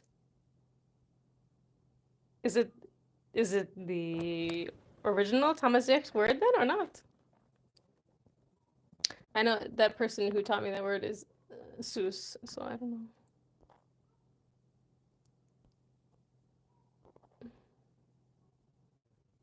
Do you not like Morocco? Well, if I didn't like it, I wouldn't be here, I guess. But yeah, it's a country on the planet.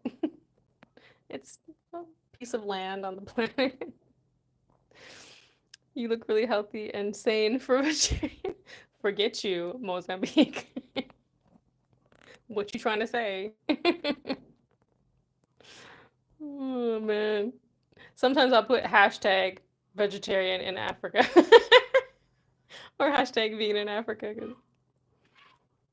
it's hard to find. I did not know that. No, we use this word. No, but is it original Tamasiax or not? Are you a nurse? No, I'm a teacher. I'm not sure. Well,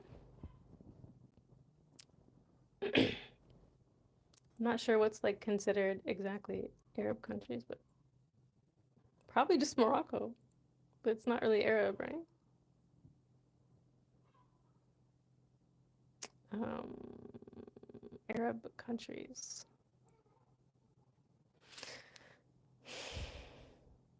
I don't know if I've been to any.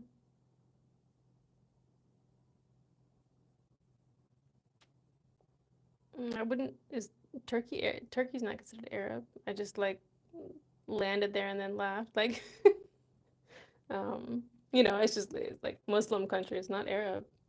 Um, like Bangladesh, obviously that's Asia, but it's like considered Muslim, right? Um,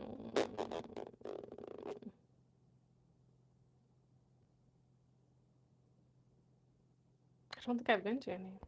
Exactly. Do you not eat fish? No, I don't. Well, Abo, that's certainly interesting. Hi, Qatar.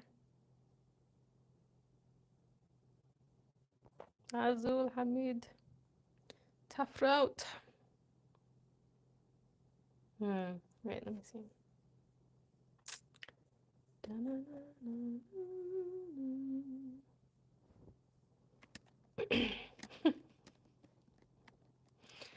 Mozambique with the jokes. It's so funny when I say Mozambique, like I'm talking about the whole country. Mozambique got jokes. Zimbabwe got jokes. Gosh, let's see.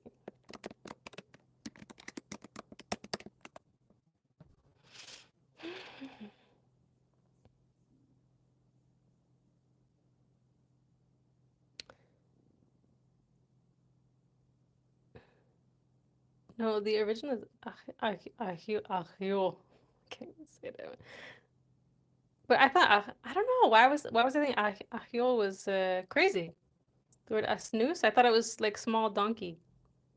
Was borrowed at Roman times. There was a kind of fusion Amazigh Latin language called African Romance language. Hmm. I'm sure Zimbabwe got better. Hola, Sammy, ¿cómo estás?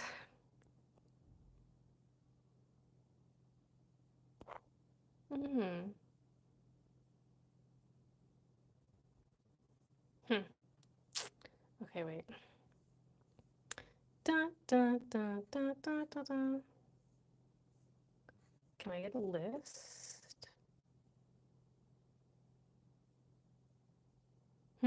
Yeah, it's interesting. Under the member states of the Arab League, Morocco is under that. So is Algeria, which is interesting. Egypt. Oh.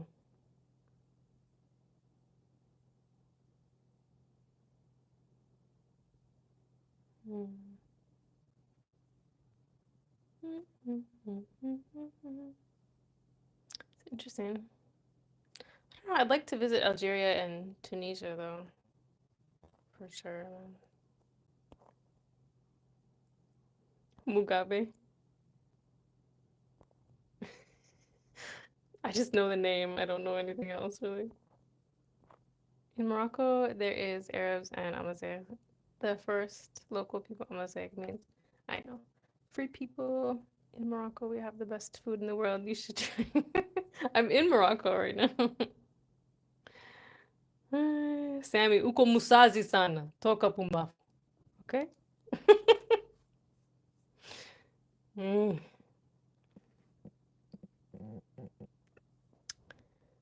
Snooze is my new favorite insult.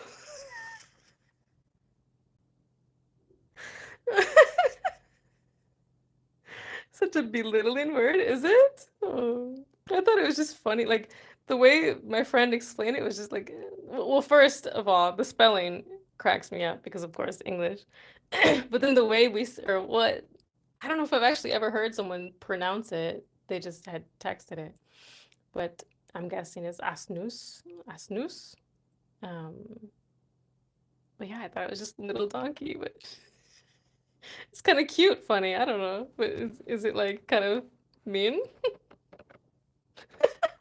You little donkey, it's cute. No, donkeys are cute.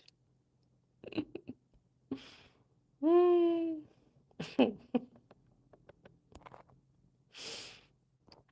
Hi, hi, hi, hi. I mean, where are you in Morocco? I'm in Essaouira, Essaouira, Essaouira, Mogador.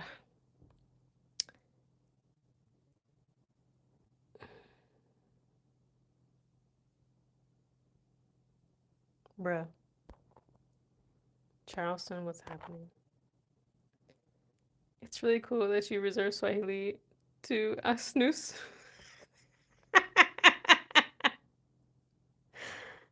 No, you joking? Ha ha ha. In which city right now? Suera, Mogador. Are you a nurse? I said no. I'm a teacher. Teacher. Mwalimu. Or mualim, I guess is Arabic. In Swahili, it's mwalimu. But no, we were talking about that. Like, it's funny how languages, if you have different languages in your head, or if you're bilingual, multilingual, certain words just have like certain emotions, you know.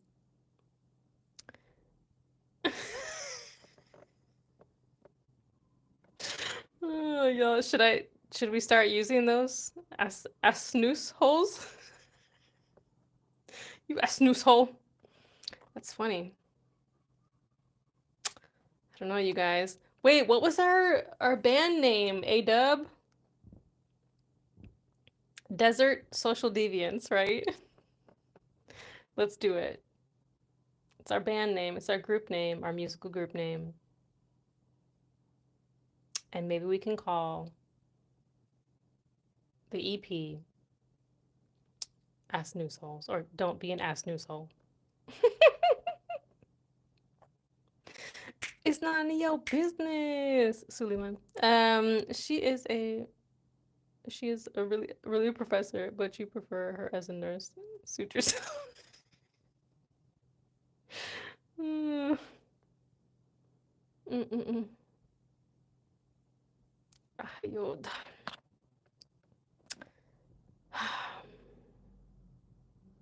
Don't be an us news hole by the Desert Social Deviants. Let's make it happen. Oh no. Hmm.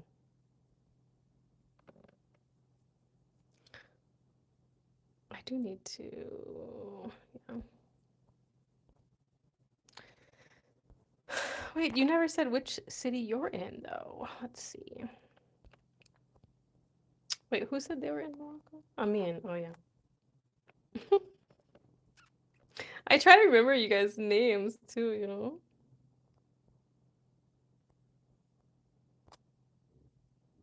You guys' names. That's great English. There. I'm gonna teach you great English right there. This is not a class, okay?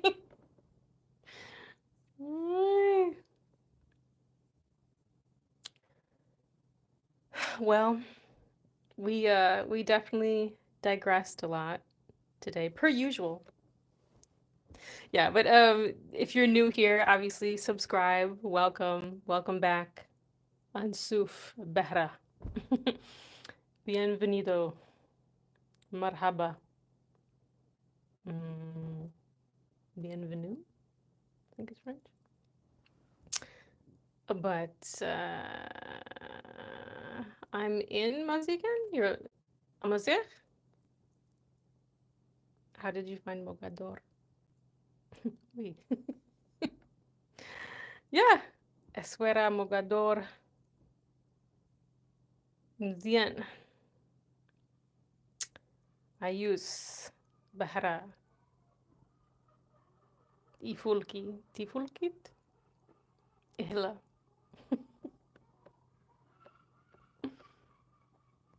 All of the words.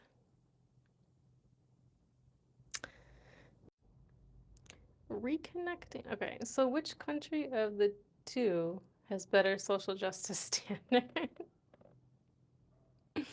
You're funny. I mean, Mhm. I don't know. It's a tough question.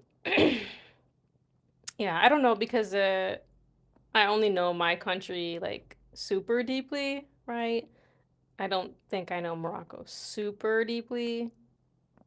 I think I know it to a certain extent, but not deep enough to answer that question, I don't think. Mazigan. Oh, Mazagan. Mazgan is the original name of El Jadida. Oh, well, thanks, Ada. Subscribed and will follow you like a faithful ass. Little donkey, where are you? I see you have some Amazigh vocabulary. Where did you learn those words? I'm Dauko. I'm Dauko. Imazigan, I'm Dauko. I don't know if every dialect says I'm Dauko, I'm Doko, I'm Dauko.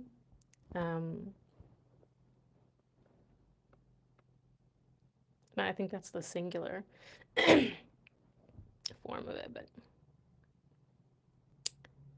fair enough. Salam, labas, becher. Assuming you meant labas instead of that one. Al Jadida. Noise. That's none of your business, Suleiman. It's private. Clear the way. Clear the way. It's private. It's private. From what's her name again? It's private. That's private. Clear the way. Do it, lady. Oh no, TikTok. TikTok memes. Gosh, I forgot her name again. She was in Pakistan as an American. As an American, she's an Amer- she was. She is an American that was in Pakistan. Um,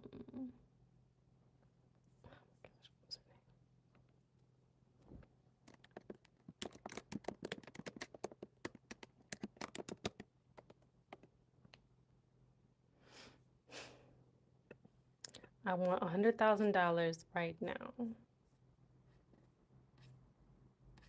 Shout out to y'all if you know what I'm talking about. Oh my god. I feel like I just mentioned her the other day too. Miss Robinson, but what was her first name? Onija. Come on, how can I forget it? Onija, Onija. Anyways. Imduko? Is that an L? Imduko? You can sing. Yeah, I do like to sing. Do you connect to other expats there? Yeah, a few. No idea who you are talking about. It's okay. I love the cultural fusion there. Just an American. Unfortunately, I mean, she was struggling with like mental health issues, but just she was who she was and like was not ashamed of it, you know, and just very open and talkative, communicative, you know, in our English, right? Um, and then like talking to Pakistanis, just the what do you call it? Like, the juxtaposition, right? The cultural fusion, the awkwardness of trying to understand each other's culture. Like I love that stuff. Like like I know we were talking about that one time, like the social deviance. Like I like social deviance as like as long as it's like respectful. Um, but anyways. But I like the do it lady. That one's the other meme. It's like The Office on TikTok. Do it lady. It's so funny. But clear the way. I want $100,000 right now. It's private. She just had like all these catchphrases, you know. But anyways. Um yeah. So anyways, I go live every Wednesday and weekends. Wednesday, every Wednesday. Weekends it could be Friday, Saturday, or Sunday. depending on what I'm doing. Generally, like, I like to talk about deep topics. I do talk about deep topics, right? Like, what's the meaning of life? Do you talk about your emotions? Like, yeah, deep things. Of course, learning languages. One time we did sign language. Sometimes we've talked about Swahili, Chinese. I did live in China for a little while teaching English, so I learned some Chinese. Of course, Tamazight and Tifina, because I am in Morocco and I'm learning more Tamazight. So lately, I have been doing more Tamazight on my lives here as well. So of course, I'll be doing that again in the future. I use a book. Um, I've been reviewing that. A-Dub, you've been so helpful with learning that as well, of course. But yeah, I'm not sure what I'm doing this weekend, so we'll see. Sometimes I'll be out and about, but what did you do today? Not too much. Just hung out at home. Let's see. Respectful social deviance. I learned something today. I mean, okay. Social deviance. We talked about it one time about like like what is the purpose of social deviance, right? To kind of just awaken people to the like unspoken norms. So like it's not being disrespectful. It's kind of just kind of like allowing people to be in the moment kind of thing, and or examine social norms too. Anyways, make guac with non-mixed avocados. That is the meaning of life. Non-mixed? That's what I said, A-Dub. I said Algeria. Did I clock it? I clocked it. I could be wrong. But AWP. All North Africa to me is just one country. A Tamaska, right? Tamaska.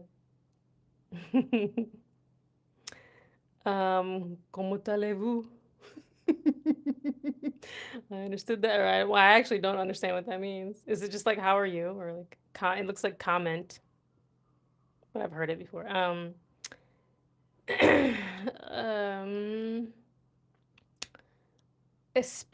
like espérate. Wait, good wait. America, good, fair, vote, go and vote. I have no idea. Je n'ai pas parlé français.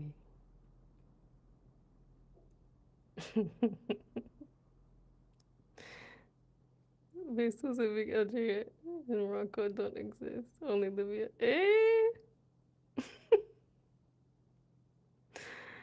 Dunia ni nchi moja. Dunia ni nchi moja. In Swahili, is we like the world is one. We are one world, right? The earth is but one country, and mankind its citizens. That's from the Baha'i faith. I love that. We're all one. Let's call North Africa Libya. Oh. Yeah, Martin, that's interesting. I don't know enough about that at all. I do know that if it's brought up here in Morocco, people do have very strong opinions about it. So I don't know enough about it, unfortunately, but yeah, everybody should be free and allowed to live their life and express their culture. And all of Africa was called Libya one day. All of Africa was for real. I don't know nothing about that. Let me Google it. Hello. My brain just went. Oh God, Godo. It is late. It's 3 a.m. Who told you that you dream? Hold on. Told me what? Or told who what? Who, what, where, when, why, how? The name Libya originates from ancient times, first appearing in Egyptian inscriptions, referring to the Libu people, an Amazigh tribe inhabiting the region of Cyrenaica? Cyrenaica? I don't know. Modern eastern Libya. The name was later adopted by the Greeks and Romans to refer to the broader region of North Africa west of Egypt. Okay, interesting. The modern nation of Libya acquired its name in the 20th century when Italy, as its colonial power, revived the name according to the online etymology dictionary. Interessante. Very cool.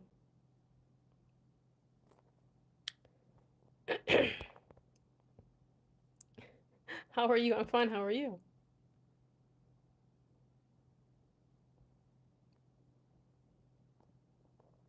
Wait, what?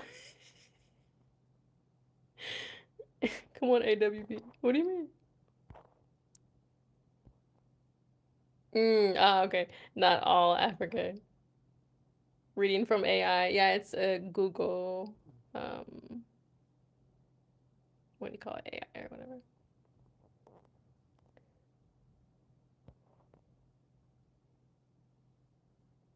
Eh.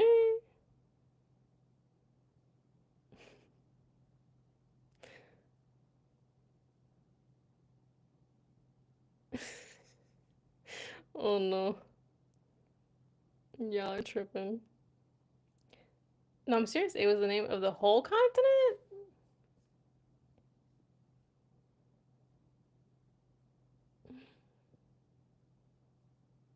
Let's see if it will tell us more. The earliest known use of the name Libya comes from Egyptian inscriptions. Okay, 2000 BCE, where it refers to Libya. Okay. North Africa, west of Egypt. In some instances, they even used it to encompass the entire continent of Africa. So, in some instances, the Greeks and Romans. So, let me read that whole sentence. So, the Greeks and Romans adopted the name Libya to refer to the region of North Africa west of Egypt. In some instances, they even used it to encompass the entire continent of Africa. Okay, the name Libya was revived as the name. Okay, yeah. Hmm. What does it mean though again? Ramses. The origin of the name Libya first appeared in an inscription of Ramses II, written as RBW in hieroglyphic. The name derives from a generalized identity given to a large confederacy of ancient East Libyan, Amazigh? Okay, Amazigh. North African peoples and tribes who lived around the lush regions of Cyrenaica and Marmarica. Wow, those are words I don't think I've heard before. Names of the places. I don't think. Interesting. Thanks, Arab.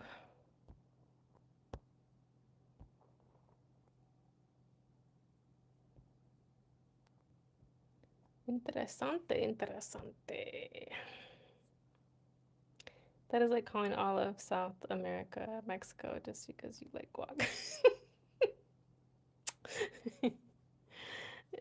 Man. I wonder why, because it was so long ago that, like, yeah, it was just an easy way to refer to the continent because of ignorance, or they didn't, like the size of, maybe they didn't know the size of things like they do today. I don't know. Hola, señorita.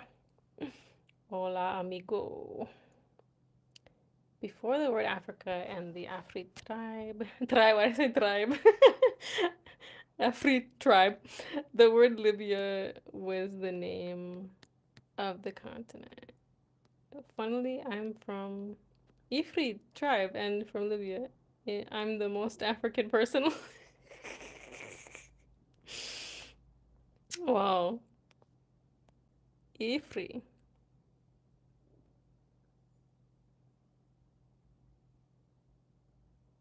That is wild, man. The Romans and Greeks didn't want to bother with other countries' names. Sounds pretty. Yeah, for sure. Hamid, chill. Relax. Calm down. No, I've heard that the name Africa is Tamazight. Like Ifri and I don't know. I've heard Ifri here. Wait, doesn't it mean cave? Wait, how do you say cave in Tamazight? Um,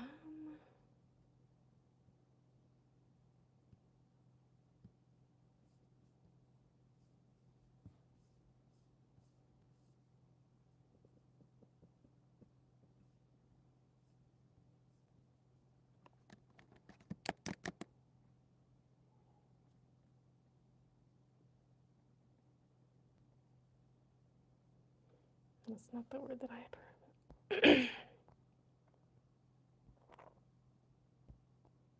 It comes from my tribe. Whoa.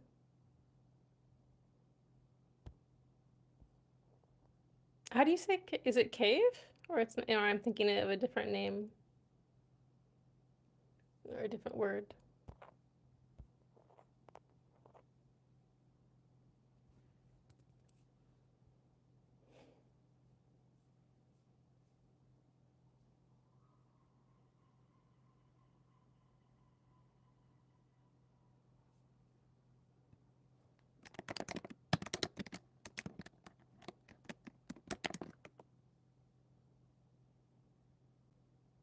Mm.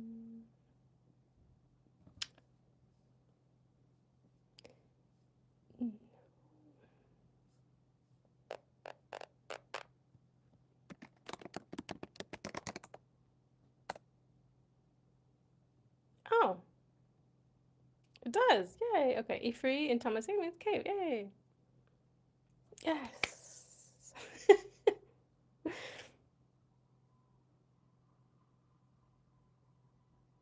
I got it right.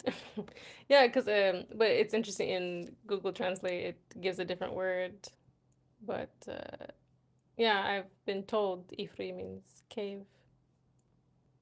Hmm. But in Google Translate, ten yet?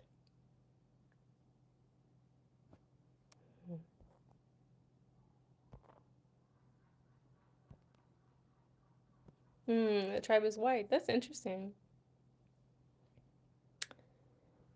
Okay. Okay. Luck. Relax, bro. If it makes you feel good about your tribe. Swahili on the way.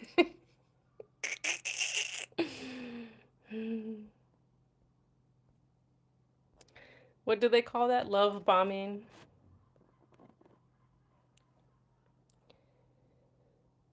Mucho ayod. It's ironic how our white tribe name comes to mean the black continent. Really? But if I thought Ifri was cave. But Ifriqiya. What is Ifriqiya then? I don't know. But yeah, that's so interesting. I mean, it's hard to trace all of the genetic stuff, right? Because, yeah, people will ask me sometimes, like, what's the complexion there in Morocco, you know? It's like America, from like my color to really dark, right? Um, It's just like America. Mm.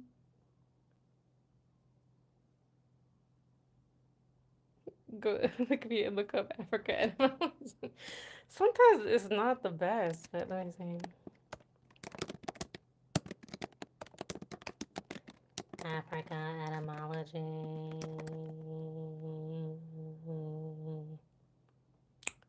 The etymology of the word Africa is not definitively known, but it is widely believed to stem from either the Roman name for a region in North Africa or from various other words used by ancient peoples like the Phoenicians and Greeks. Okay.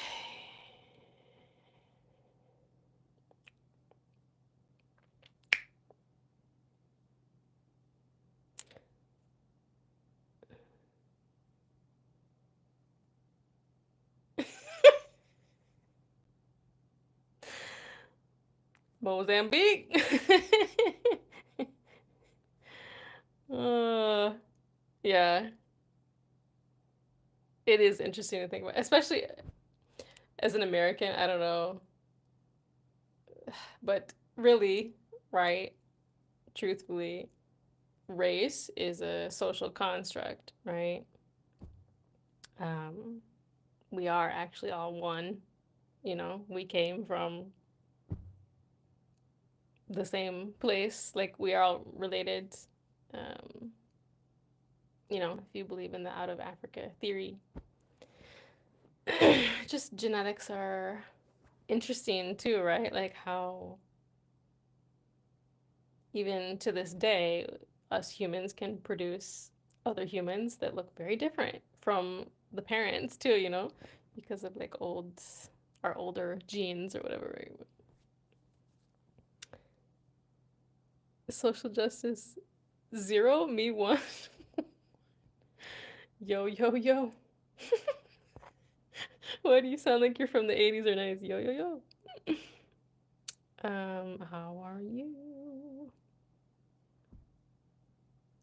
Exactly. Very well said. Yeah. Yeah. It's so interesting to have that kind of discussion, right, with people of how the importance of understanding that we are actually one, we're the human race, we are together, right? But however, to be able to like fully realize that we have to do this social justice work, right? We have to highlight, elevate, um, marginalized communities, minorities, the oppressed, um, do all of the things that I discussed earlier in this live, right? Um, and more, you know, in order to kind of to get to that realization, right? So I think we'll get there, but we'll all be dead, but I think we'll get there if the physical planet lasts this long. Okay. Yes, Black Lives Matter for sure. But if your kids don't look like you, it's not always the Mozambique got jokes. Hadi, you're from Morocco. Nice. I am in Morocco. um, I don't know, A-Dub. Can you tell me more? Because this is saying, I'll read it. But the most common theory. Why do I either feel like I need to sound like a nerd, like a scientist, or like a very dramatic? Should I read it like that? Like a very American, like California? Okay, no, that sounds annoying. Okay. The, the most common theory suggests the name comes from the Roman province, Africa. The Roman province, Africa? Which was established after the Punic Wars in the area of present-day Tunisia. That's so weird to read it. The Roman province of Africa. Anyways, the Romans may have named this province after the Afri tribe or used the Latin word afer, okay, to refer to the inhabitants. But what does afer mean? Doesn't say. Oh, okay, let's keep going. Phoenician. Okay, so another theory proposes the name comes from the Phoenician word afar, meaning dust, possibly reflecting the region's arid climate combined with the Latin suffix "ica," which denotes land. Afar, "ica." Interesting. There's usually like a few explanations, right? Like it's interesting. Okay, Greek origin. Some scholars suggest the name might be derived from the Greek word "afrik," meaning without cold, or "freak," meaning cold. Interesting. With the prefix "a," meaning without. Okay. And Amazigh origin. Okay, another theory suggests a connection to the Amazigh word "ifri," meaning cave, possibly in reference to cave dwellers in North Africa. Okay, so I mean, yeah, interesting. I think if you look at these things in a more Afrocentric light, then probably it would be the other way around, right? Or like there'd be more Afrocentric theories as well, which is interesting.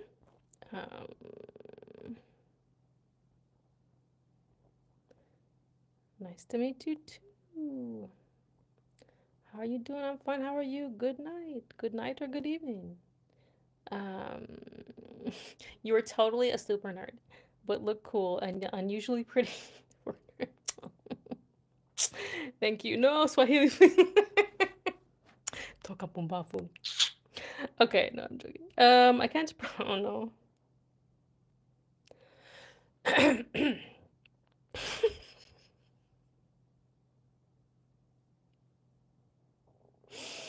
Hmm. I don't even know what this says, but I really want to read this like dramatically and seriously.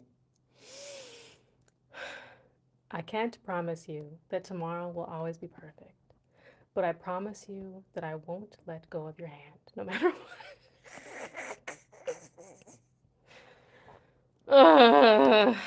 That's all I have to say. Asnus. Umbafu asnus. Do I sound like an asnus? Hey. Okay. I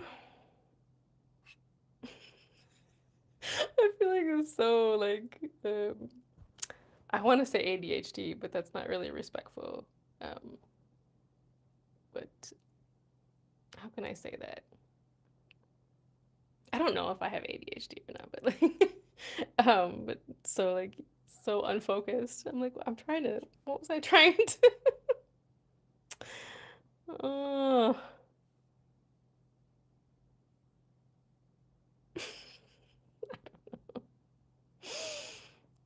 do it in Morgan Freeman's voice. Nobody can do it like Morgan Freeman, man. He's amazing. Well, we learned a lot, or at least I did. Mm. No, but yeah, I mean, we started with social justice and like I was saying, like on Facebook, I said it's just so disturbing that Chat GPT, AI, um, is just like so like there with it, like knows everything, makes sense, makes logical sense, like even emotional sense, right? But that humans are still so behind or messed up or whatever. But sometimes it is better not to focus on. In what situation? Tell me. Are you guys good at multitasking? I am not good at multitasking. I have to focus on one thing. I have to. Mozambique toca, man. Com Musa Zisana. Achayul AI. Mozambique, you tripping now. You tripping.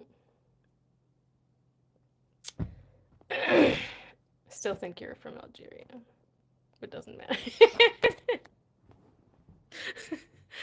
Oh no.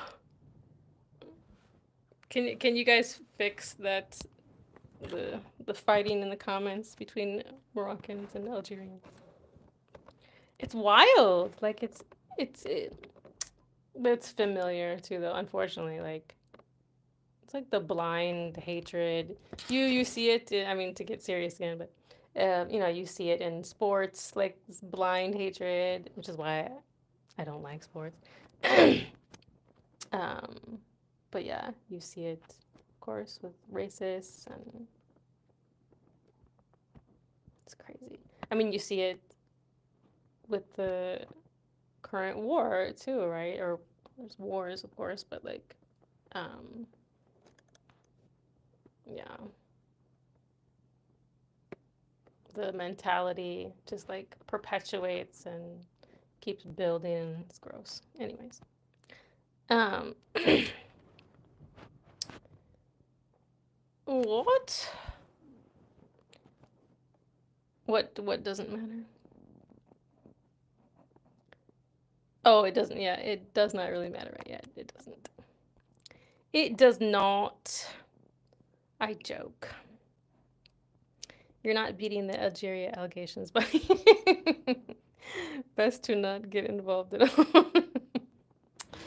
Oh man.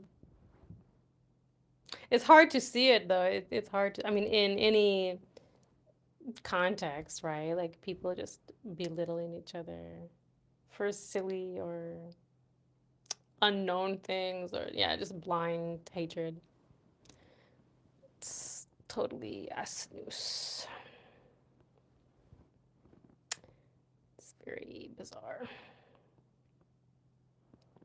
What is also bizarre is when people come on here and they don't say anything. Hello, hello, hi. If you're here, but don't say anything. No, it's all good. I'm actually like that too. When I watch people's lives, I don't generally say. No, sometimes I'll say like, "Where are you from?" Because usually I'll look at people who like, yeah, like don't fit into like categories, right? Like, and so then I'm like, oh, they're interest. That's a interesting human being. Where are they from? You know? But yeah, no, I get it. The silent ones. Oh no. A-Dub, don't you start.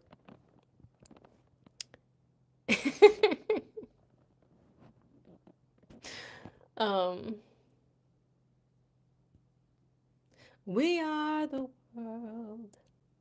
We are the children.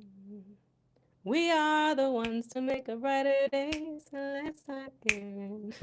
What is it? Those are people that know if they say sweet things to you, they will hear sweet. Mm. Mm-mm. How funny. I've been staying up later, so I'm surprised you guys are still up though. If you are from Algeria, it's also 3:30 in the morning, no? Libya, are you? I forget if you're on the A-Dub. Are you still on the same time as Morocco? Algeria time. It's the same time. We're night owls.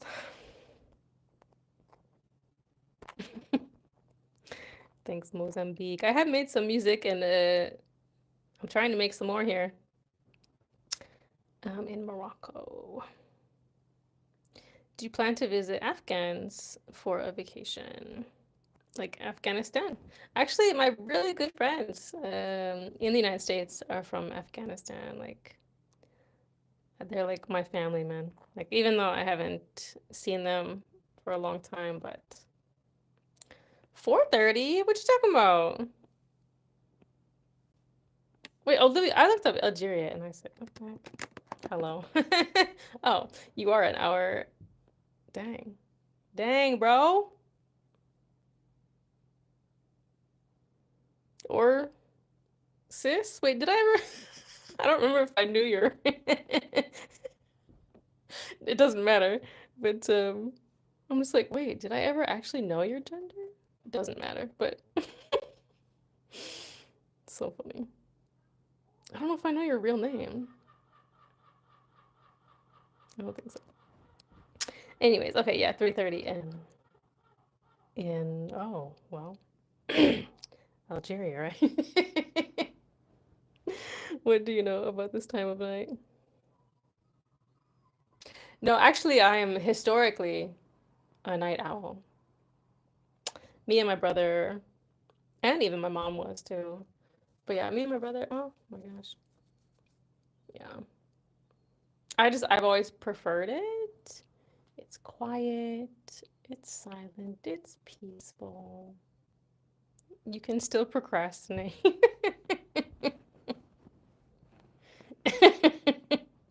You too, Mozambique. I don't know your gender, but no, it doesn't matter. But it's funny because based on like names, the names, the usernames, then I sometimes like will think of a certain gender, but then sometimes I'm wrong, you know?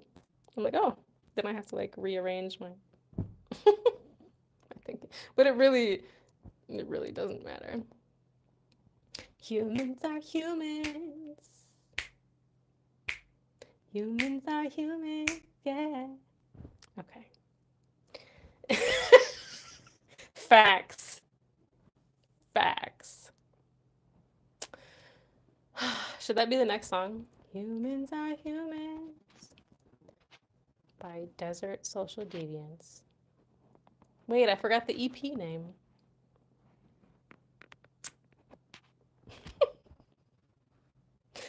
Oh gosh.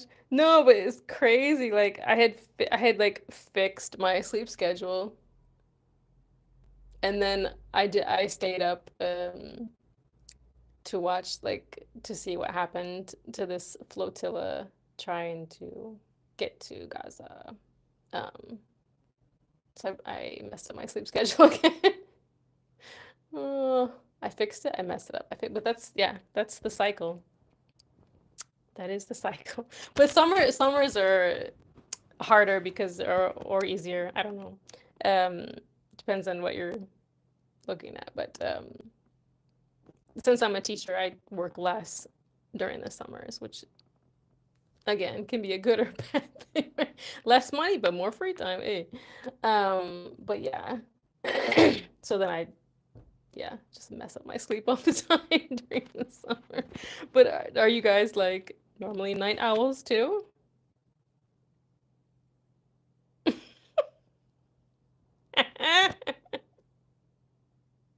I'm not sure what the first one is, but you're definitely an S news. I can concur with that. What? I cannot. Oh, I could not like read that. I think I finally can see that. AWP being mysterious. You said as of now. Well, A. Do what you do. I won't judge you. Is that the second verse of the Oh man. Ah, but that would be funny. Or cool. Funny cool. Make a song, create a song from my YouTube lives. I have to do it. Anyways, I keep digressing. It's been 2.5 hours. Dang, y'all. What time do y'all go to bed? Tell me, let me know. Let me know something. What time do you all go to sleep?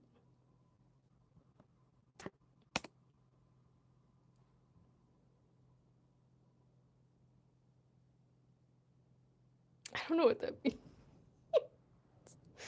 I don't know what that means. That's okay.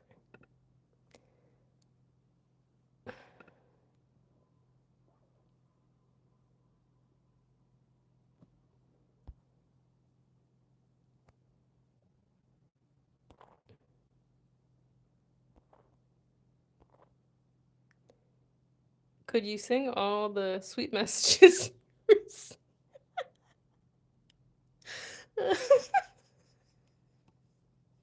Oh no. Skibbity toilet in Tiffina.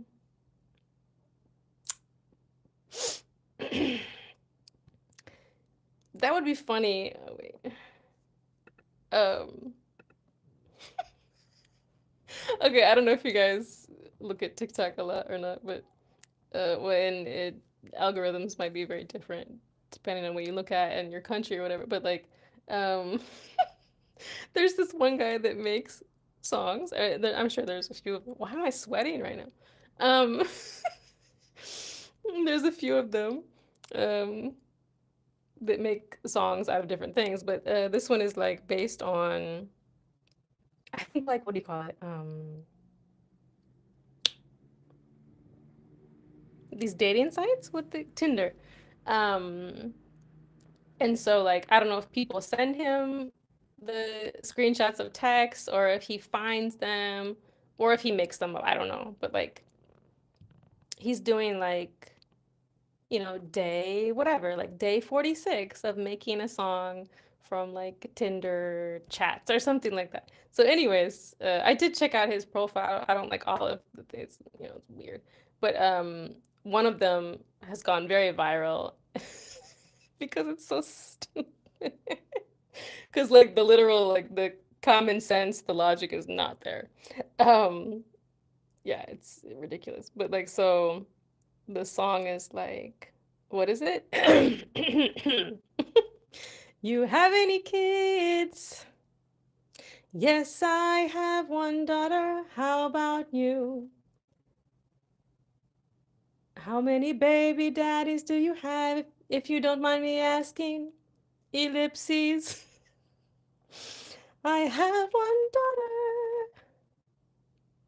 I understand, but is he by the same father? I have one daughter. I understand, but is he by the same father? I don't understand. So funny. I need to make one of those. I want to make one of those on TikTok. Actually about actually about Amazigh and stuff like because what people are doing now is taking that song, that the audio, right? And like making it towards like something personal, right? Like something stupid, something absurd that like people will ask them. Like, "Oh my God, your eyes are blue. How did you get blue eyes?" Like just something ridiculous. Um, anyways, I sleep at 6 usually. I work night shift. Oh, interesting. Wait, what kind of work do you do? I know Sinkrad, the one guy, he I think he works like in an emergency. Sometimes he joins us.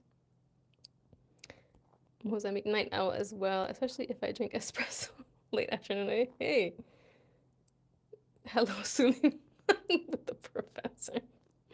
Sounds really funny. For real, man. It's wild. LOL. Best work in night shift is cool. Hmm. What do you guys do for work? I don't understand. Ellipses.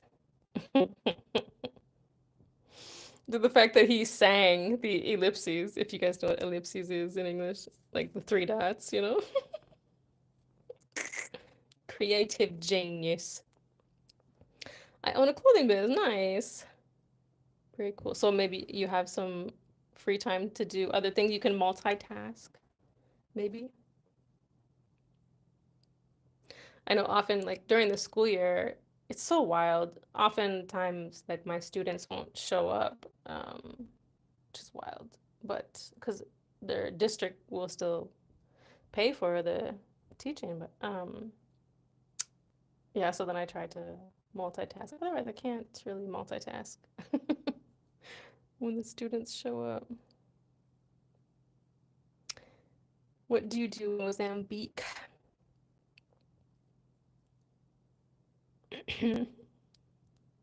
Excellent night. Should I do it in a British accent now? Or should I sing it?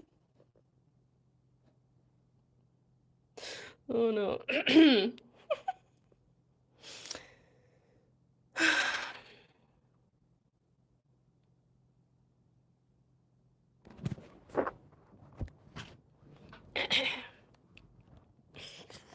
I would sing opera, but you know, people are sleeping here. Do it in more. Can't even.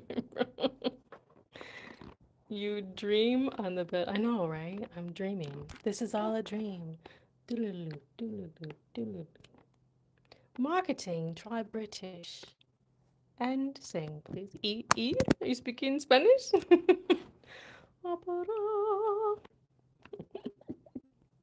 Do you want me to sing it in British?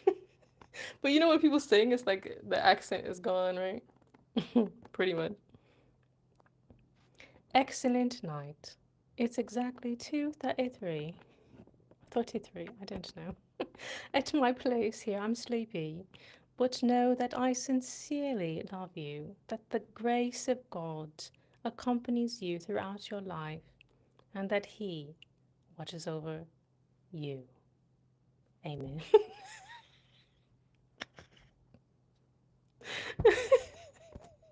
Why did I get so serious? How do you do ASMR?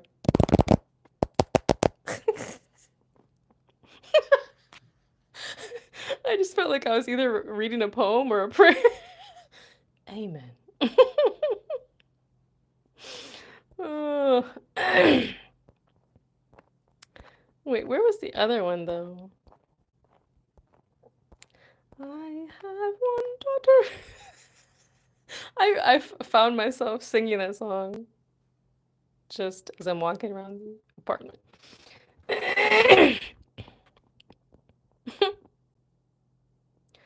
I can't promise you that tomorrow will always be perfect, but I do promise you that I won't let go of your hand, no matter what.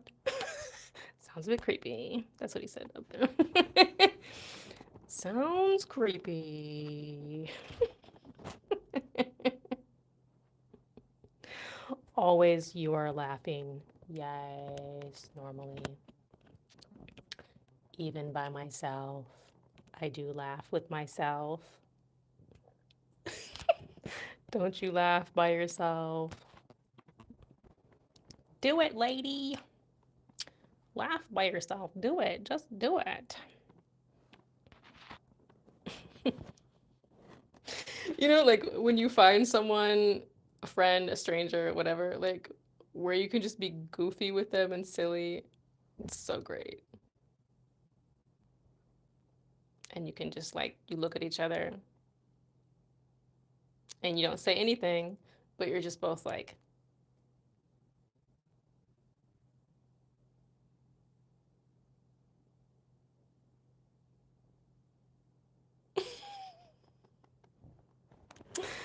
oh. When you said poem prayer, I instantly thought of yes, love bombing and that cheap scam. Yep. For sure. Laughing is intelligence. Okay. I won't disagree with that. I think it's important. Yeah, for sure. It's healing. You are right about that. Being able to be silly, goofy, and borderline. Borderline what? I don't know what that means. Borderline crazy? In China, you sometimes stumble upon Chinglish. Do you face a funny English written in Morocco? Yeah, no, that's a great point. Like, were you there with me in China? Um, that's funny. No, I know it's like a popular thing now to know that, but actually, like when I was there, I didn't bring my journal with me, but when I was there, I wrote in a journal, and like the first 3 months, I want to say like every day I think I wrote for the first 3 months I was there. I know I definitely wrote some of those down. And if I would have had like a camera with me, this was early 2000s, so like no smartphone, no camera. Like no, maybe did I have a maybe I bought disposable cameras there probably because I definitely have some pictures, but yeah, different life back then, right? With technology. Um, but yeah, I do remember some of those signs, but but yeah, the translations are wild between Chinese and English, right? But yeah, I mean, I feel like the signs here are so much in Arabic, French, and since I don't speak either of those languages, um, I don't think I've found any here. Although that one video that did really well, so funny the videos that do well, or like the algorithm picks up, or people like, and so then the excuse me, the algorithm picks them up. But like the one where I'm like, hey you, like something like, don't be a public douche. I just thought it was so funny because in English, if you don't know, to call someone a douchebag or a douche is an insult, meaning like jerk, like piece of poop, right? Um, somebody said maybe something was wrong with the sign, but anyways, it said public douche, like, and so of course I know that it is in French, um, but and I know that it means like a public shower, I think, or something like that. But anyways, um,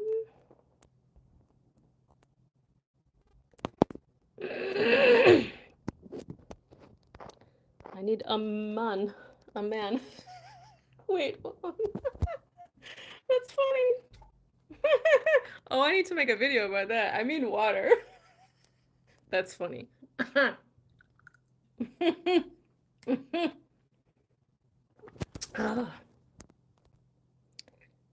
What do you say? Where have you not been? China, Africa, impressive. I do like to travel. Salahuddin, I'm American, but I live in Morocco right now. Hi, Abbas. I can't read the Arabic. Hello, ma'am. How are you? And what did you do? Well, past tense.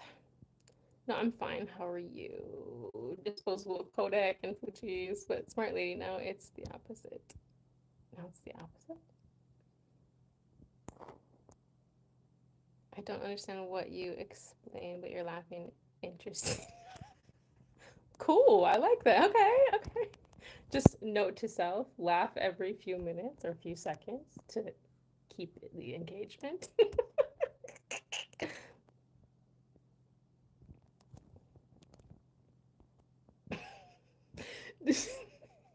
Did you guys ever me and my best friend. Oh man.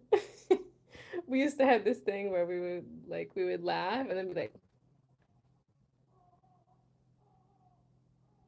like make the most try to make the most like dull face. And then we just start cracking up. Anyways. The juxtaposition. It's funny, okay?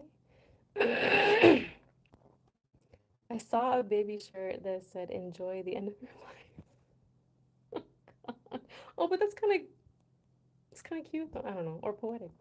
But you know what? You know what? I have to say, a lot of the like t-shirts and sweatshirts here in Morocco are like the words or phrases on them are very inspirational. I love them. I'm like, oh, I want to like buy all of this. Like super inspirational. Whereas like in America, if you find some writing, it can be like really stupid or just like, bleh, you know.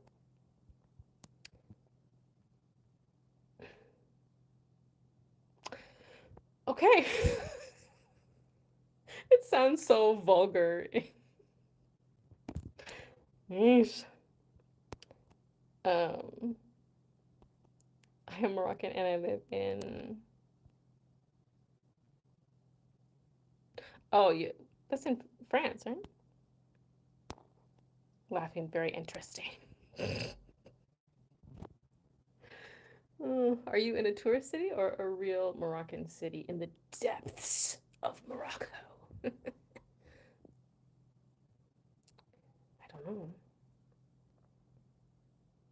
Inspirational, like what? Like just kind of like happy stuff, right? Like sunshine or like you are the world or dreams, you know, just like these very nice words. I don't know. What do you think is a tourist city? And what do you think is a real Moroccan city? I mean, they're all real. Hello.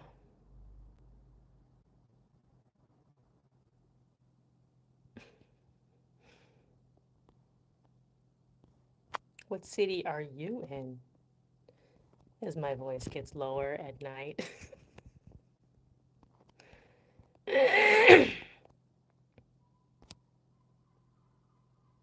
I have one daughter. Oh no, A-Dub. I feel like I've heard that before, but like maybe one time in my life. Oh no. It's horrible. Or funny, I don't know. To a tourist city you think is Marrakesh, Tangerine? What I wanted to say Tajin. Tanger. Casablanca, Rabat. I am in Mogador. I'm in Eswera. I was in Marrakesh for a long time though. Welcome to Morocco. Thank you. Wait, I have to look up where that is. I have one daughter. Oh no.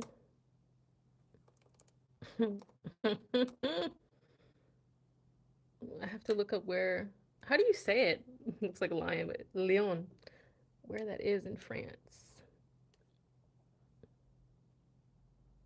I don't think I've ever been to France. Well, maybe like just like a layover between flights or whatever, but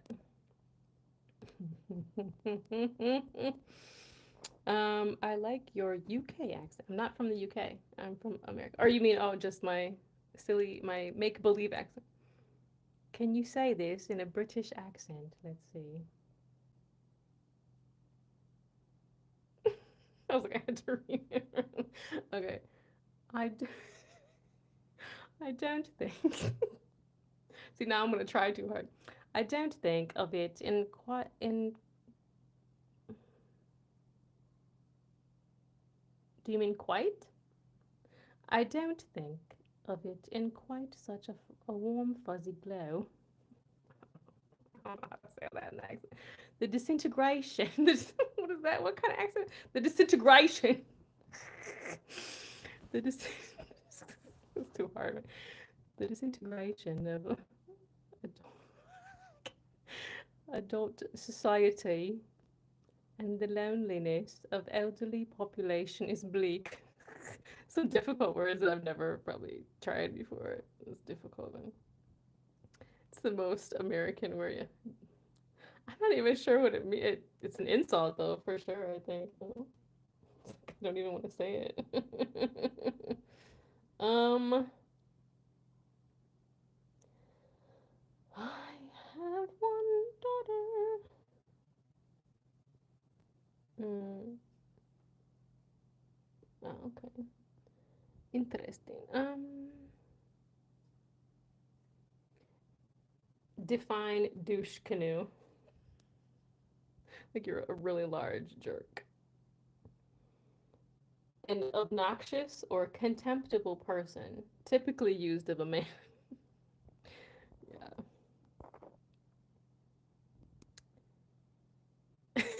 So the hoodies, I swear, is also a tourist city, okay?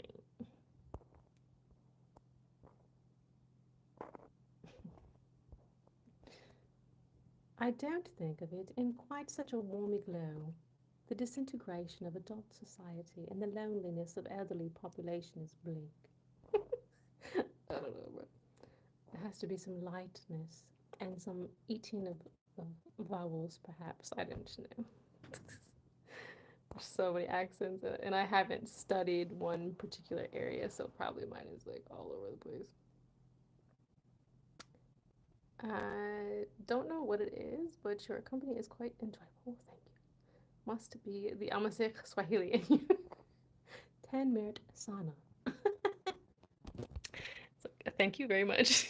10 merit in Tamasir, and sana is very much in Swahili. Asante sana. 10 merit bahara. What's the most, I appreciate that though. Thank you. What's the most important thing you like inside your host country? um, Tamasir.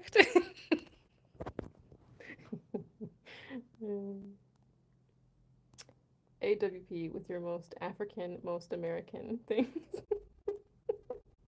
I know, right? AW be knowing, man. Hello from Syria. Hey, what's up? I think this is the first time I've had a Syrian in my life. What's up? We've had international up here. It's the worldwide. Hi. What happened to Rita too? I'm like, where's the people who usually come? Rita, if you're seeing this, we miss you. Who else? Skibbity toilet. No, Skibbity doodah. We miss you. Who else? Zeppelin, the young man, the young boy. He just had a unique name. Who else? Sometimes we get the Brazilian. Was it Joao or somebody else? Like one specific Brazilian. I think we've had other Brazilians. Sometimes Indians, Pakistanis. Um,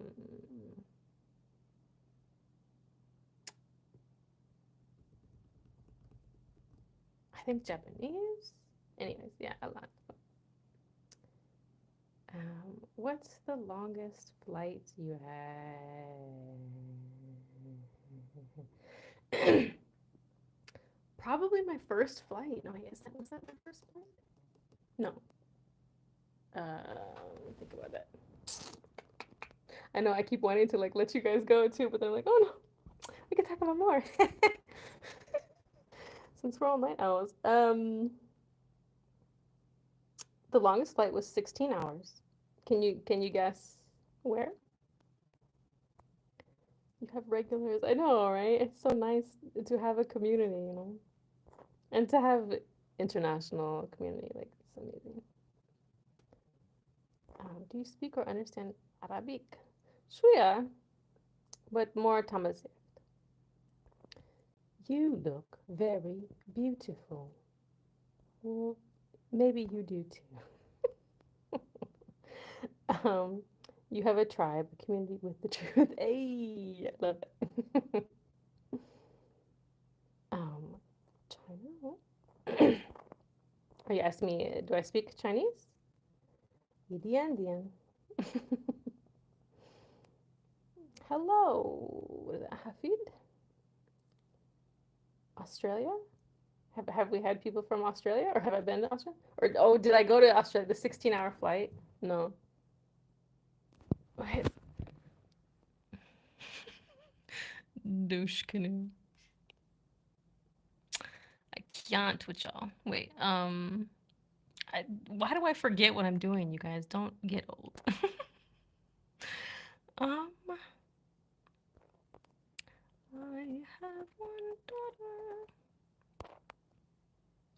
I understand, but is he? No, is she? Is it? I think it is it. I have the same phone. Like, bro. Jeez. I have one daughter.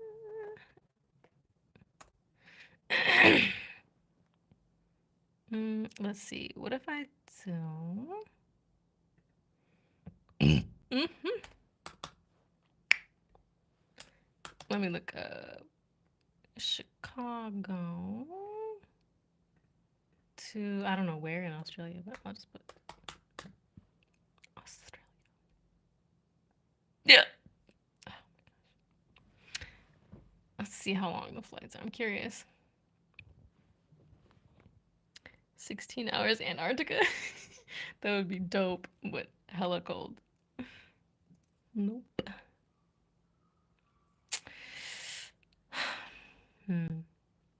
Thanks, Hafid. Is there such a thing as culture shock in your experience? I don't know. What about alive together near the what? Like if I do a live on the beach, I have done that, kind of. The other day, I don't know, it was probably a few weeks ago, but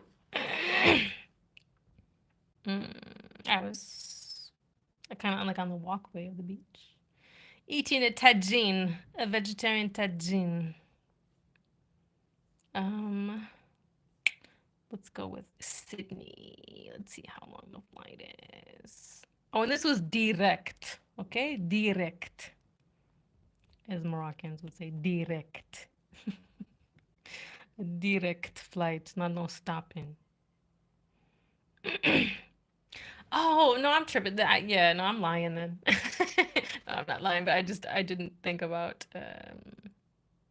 I've definitely had longer, like 2 flights, if that makes, or like longer time to get to a country because I had to take 2 flights, if that makes sense. But 16 is the longest direct flights, I'm pretty sure.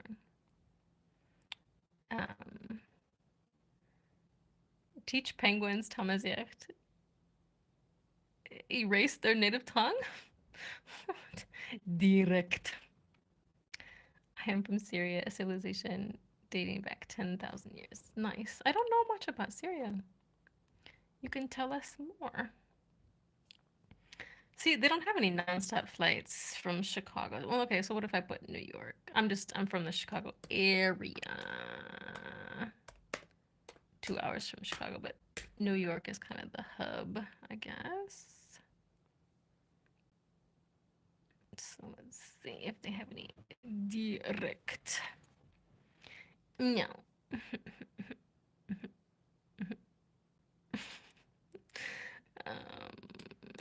Cali. California. No doubt about it. Keep it rocking. Oh, okay, nonstop. Hey, okay. Let's see. Quickest is 14 hours. Okay.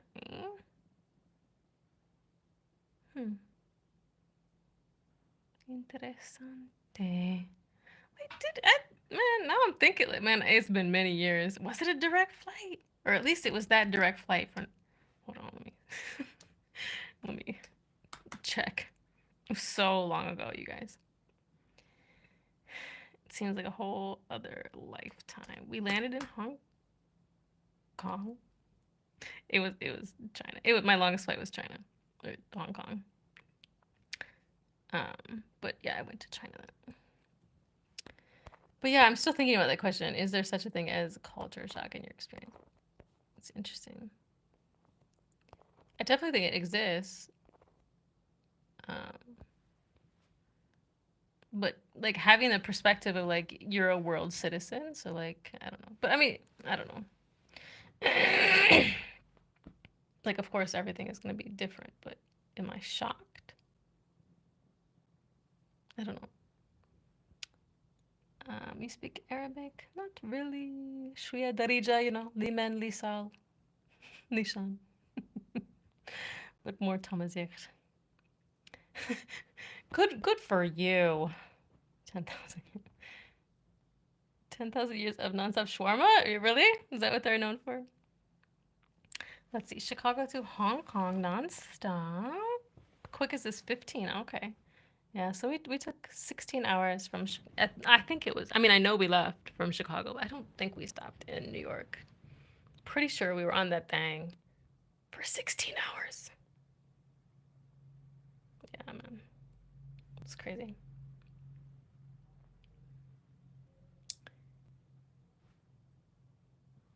Accept differences, no shocks. Yeah. It takes 10,000 years to perfect shawarma and peace. Nishan.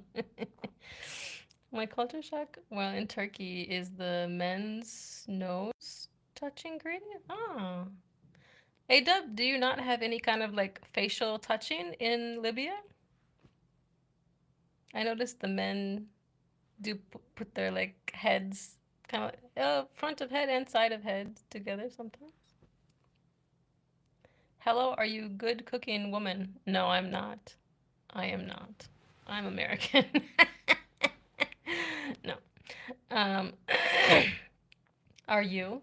Do you cook good? Are you into art nouveau? I don't know. Oh, good, good. I have to look up exactly what that is, bro. What is art nouveau? A style of decorative art, architecture, and design prominent in Western Europe and the USA from about 1890 until the First World War and characterized by intricate linear designs and flowing curves based on natural form. Okay, well, I'm so bad with categorizing stuff, you guys. I just don't care. You know what I mean? I don't care if it's in a category. Why does stuff have to be in categories, you know?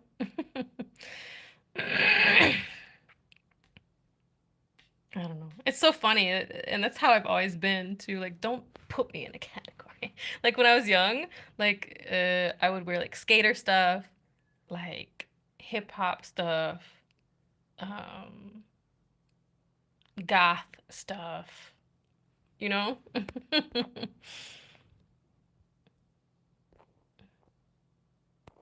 Your singing is beautiful. Thank you.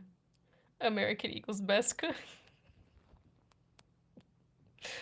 It's just not like a part of our culture. Like, I mean, don't get me wrong, some people do still cook. And I mean, like, yeah, like I do cook sometimes, but it's like I'll cook like once a week and eat on it or snack.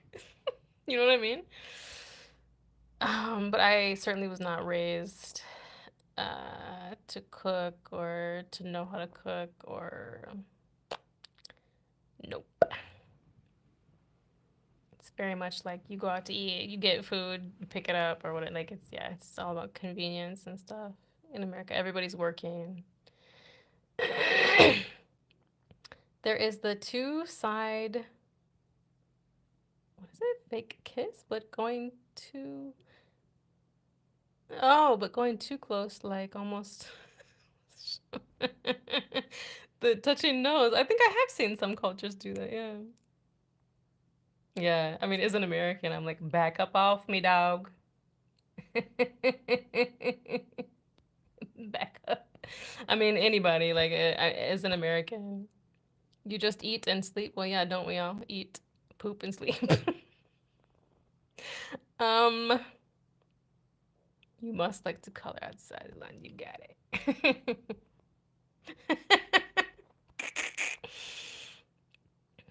Yeah, it's so interesting. Yeah, and this is something that I definitely like to keep teaching people. I don't know how it is in Europe, and of course, Europe is made up of many countries, but like Americans, in my experience,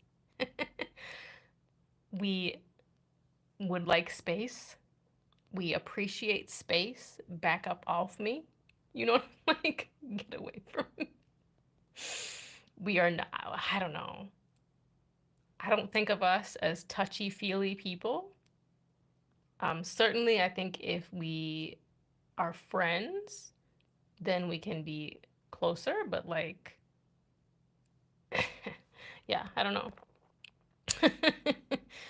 Ugh, Americans, man, we're just like, we need that space. If you get too close, like, we're like, you know, like we about to fight. Yeah, it's oof. That's why like I'm glad I've had experience, and obviously like educating myself on things too, but like yeah, I mean maybe it's more of a shock, right? When you first experience things, I guess. Like so when I was younger, could I say I was shocked? I don't know. Shock is such a strong word, right? Maybe I was surprised, yeah. I was intrigued. I was interested. I wanted to find out why, you know? Um, like when I was in China, like people on the bus, like people to get on the bus, they were like cramming into each other, like, oh, what? For an American, it's wild. Salahuddin, I am for humans, but everyone should be free. Yeah, no, I mean like the ceasefire needs to stop, and I don't know. I don't. They're saying like a two-state solution, perhaps, but like what's happening is horrible. And so like I'm following all the flotillas, and like now they're saying that several flotillas will go. So it's nice to see humanity stick up for people and not give up. What do you eat to look beautiful? I just eat vegetarian food. Yes, never been better. I know the word French scares you.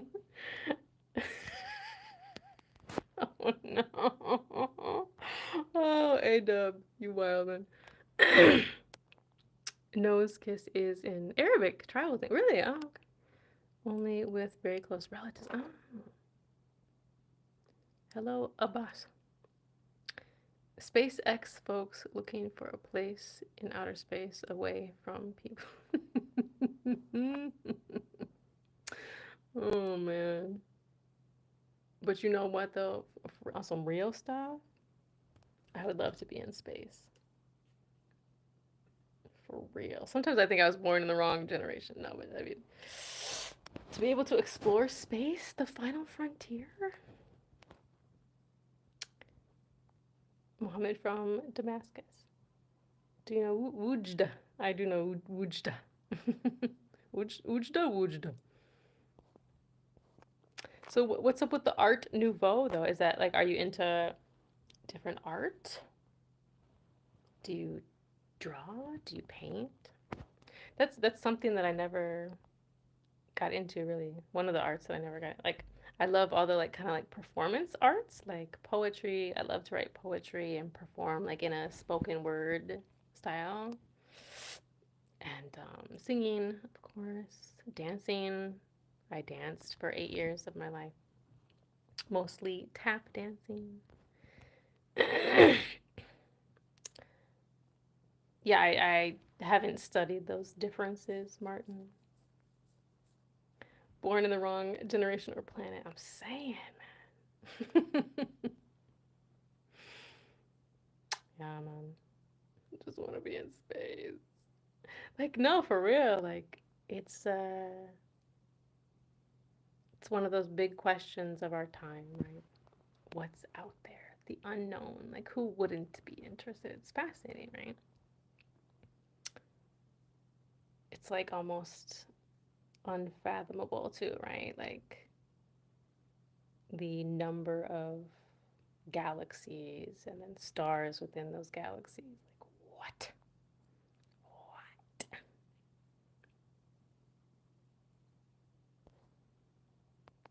What? What's J asking?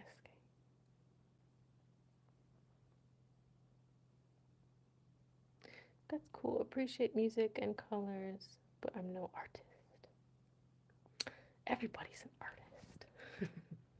I think everybody has some kind of creativity, right? We have to be, right? We are creators. Yeah. I love I don't remember what culture it comes from, but the proverb or quote, it's like, what is it? If you can talk, you can sing. If you can walk, you can dance. Pretty sure it's from Africa, but I don't know which country. Say an Arabic word. You say an Arabic word. Dunia. Oh, football. Okay. In Algeria, they are the representatives of Amazigh football? Really? I don't know nothing about sports. Hashtag sports. I don't know nothing about sports. I'm not, I was always the artsy person. Not that you can't do both. I think you should do all of the things. But sports, I don't know. The competitive sports, it's so old school way of thinking,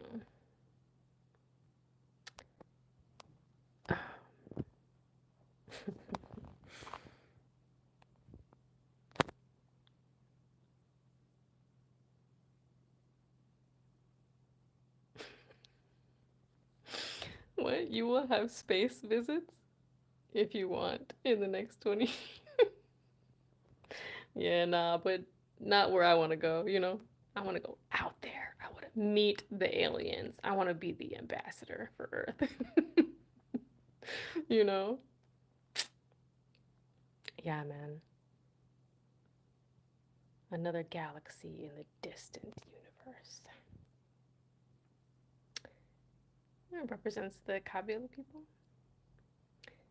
JSK is winning the African Cup. Oh.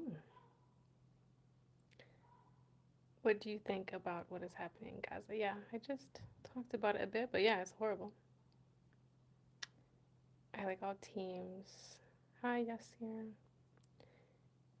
Especially the neighborhood poor little leagues. Ah, yeah. It's interesting. I did go to some games because of friends, because they're African, and of course, all the like African brothers would play on teams in my city.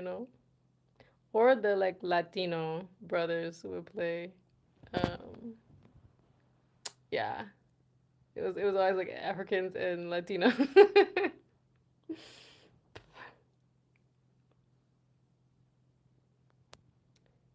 Do you like what was it? Nights in Eswera? I like all days, all the times of the days in Eswera.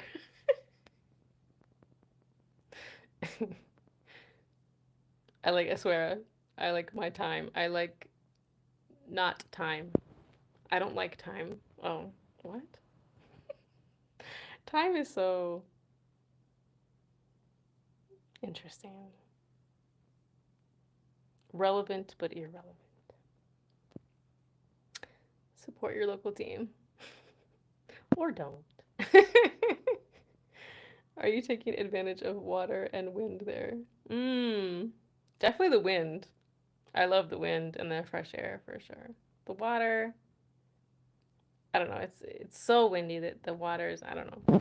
I don't feel the need to like go into the water, but you teaching for what? I teach English and math and social studies. Sometimes I have taught some Spanish and Chinese, like beginner.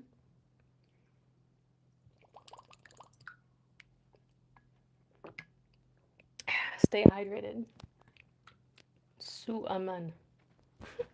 Suaman. Well, it's late now. It's almost 4:30. All right, I'm gonna go, y'all, for real. For real, for real, for real, for real. Yeah, I saw he said you are honey, right? You are not honey, but milk. You are maple syrup. Um, you have a beautiful brain, not a compliment.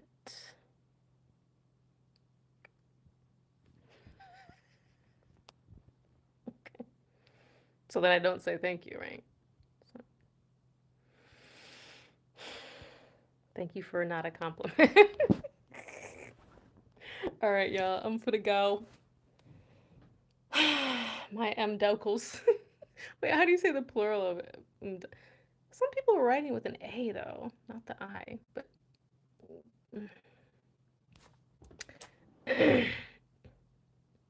let me see what Google Translate. Um, let's see what they say for that. I'm assuming this is the standardized. Oh, friends plural is imduku. Imduku. So friend is I don't know. It looks like mdalko. Mdako. Mduko. Mdako. Depends how you spell it. People use different vowels sometimes, man, and maybe there's a slight difference in the dialects too. I'm not sure. Because I'm always talking to different people, you know.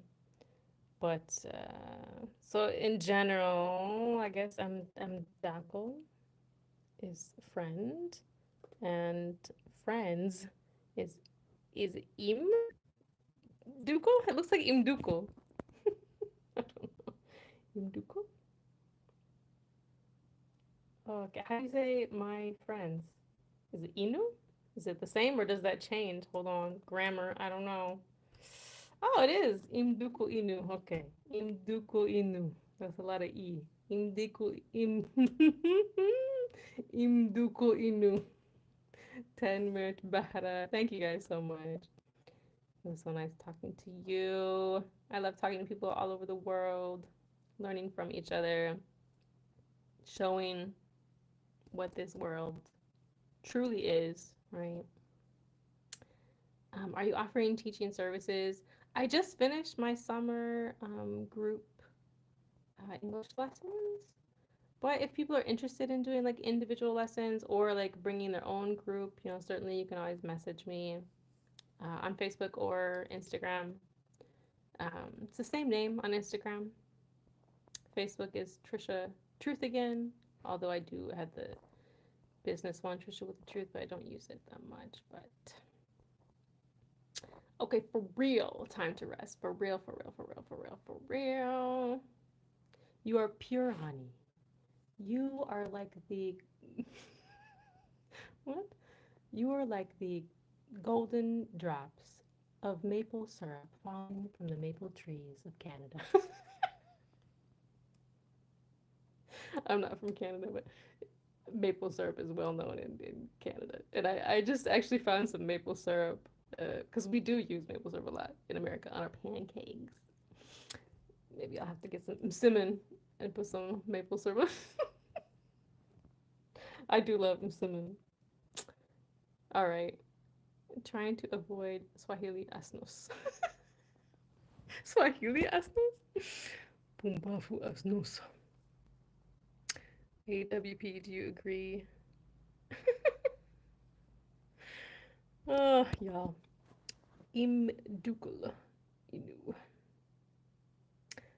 Wait, how do you say Rafikis? Wait. In Swahili, Rafiki is friend in Swahili. But how do you pluralize it?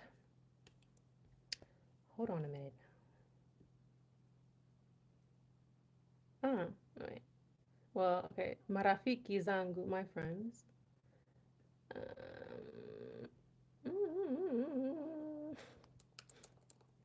Just marafiki. That's a little bit different. Learning from Google Translate and learning from real people, it's not always the same. But anyways. My brother wants to learn Chinese. What's HSK? I wish you a great night. Good night, Tim and Siwin. Raw, unfiltered, unheated, pure honey. What is it also called? I was thinking about coconut oil. Unrefined. What is it? Yeah, it's so funny. Eyes evidence. I see Arabic, and then I see eyes, evidence, evidence, Arabic. I have no idea. Eyes, evidence, evidence of your eyes. Evidenced by your eyes. I see pure maple syrup. By evidenced of your eyes. Anyways. Good night. What does that say? Or what is that? Oh, yeah. Brain, what? Brain sushi? What? I don't know. Brain cake. Timid Sea Win. Trish. Trish? Trish Eid? Nim? Amazigh. I don't know what language is that. Anyways, Timid Sea Win, y'all. Good night. One on. Buonanotte. Usiku mwema. See y'all next time. So today's Wednesday, so I'll see you on the weekends. Yeah, and I'm still editing another video, but as always, if you do want to support me, I can't let you guys forget. By watching videos, that's the best way you can support. Good night, good night. Thank you all so much. Bye for real. Bye, bye, bye, bye, bye, bye. Like I'm walking out the door. Okay, bye, bye, bye. And then I'm like walking down the driveway. Okay, bye, bye, good night. I can't see, it won't let me see that. Oh, there we go. Das Nust. I forget what that means. No. A snooze, but feminine. A snooze. What do I want to say? Like a smid, a snooze. I don't know. Anyways, that's like the pumbafu, but a smid is not like a insult. A smid, but it has like this strength. So can I say a snooze? Can I say it with disgust? I don't know. Totally forgot what I was saying now. Not sure what that one is. I totally forgot what I was saying. Can someone remind me?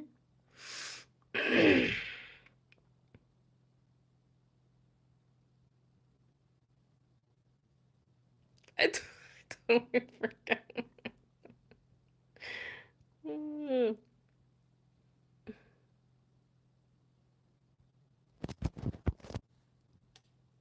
I thought, was I saying something important? I'll have to look back now. Oh, it is the Prime Minister of Morocco.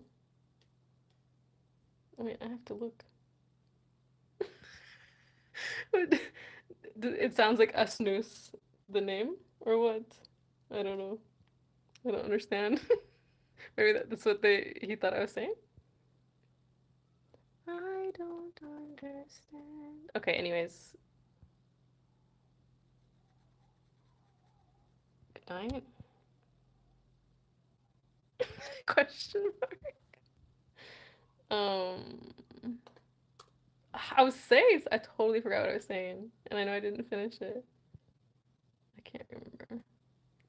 I don't understand. He is a Amazigh speaker.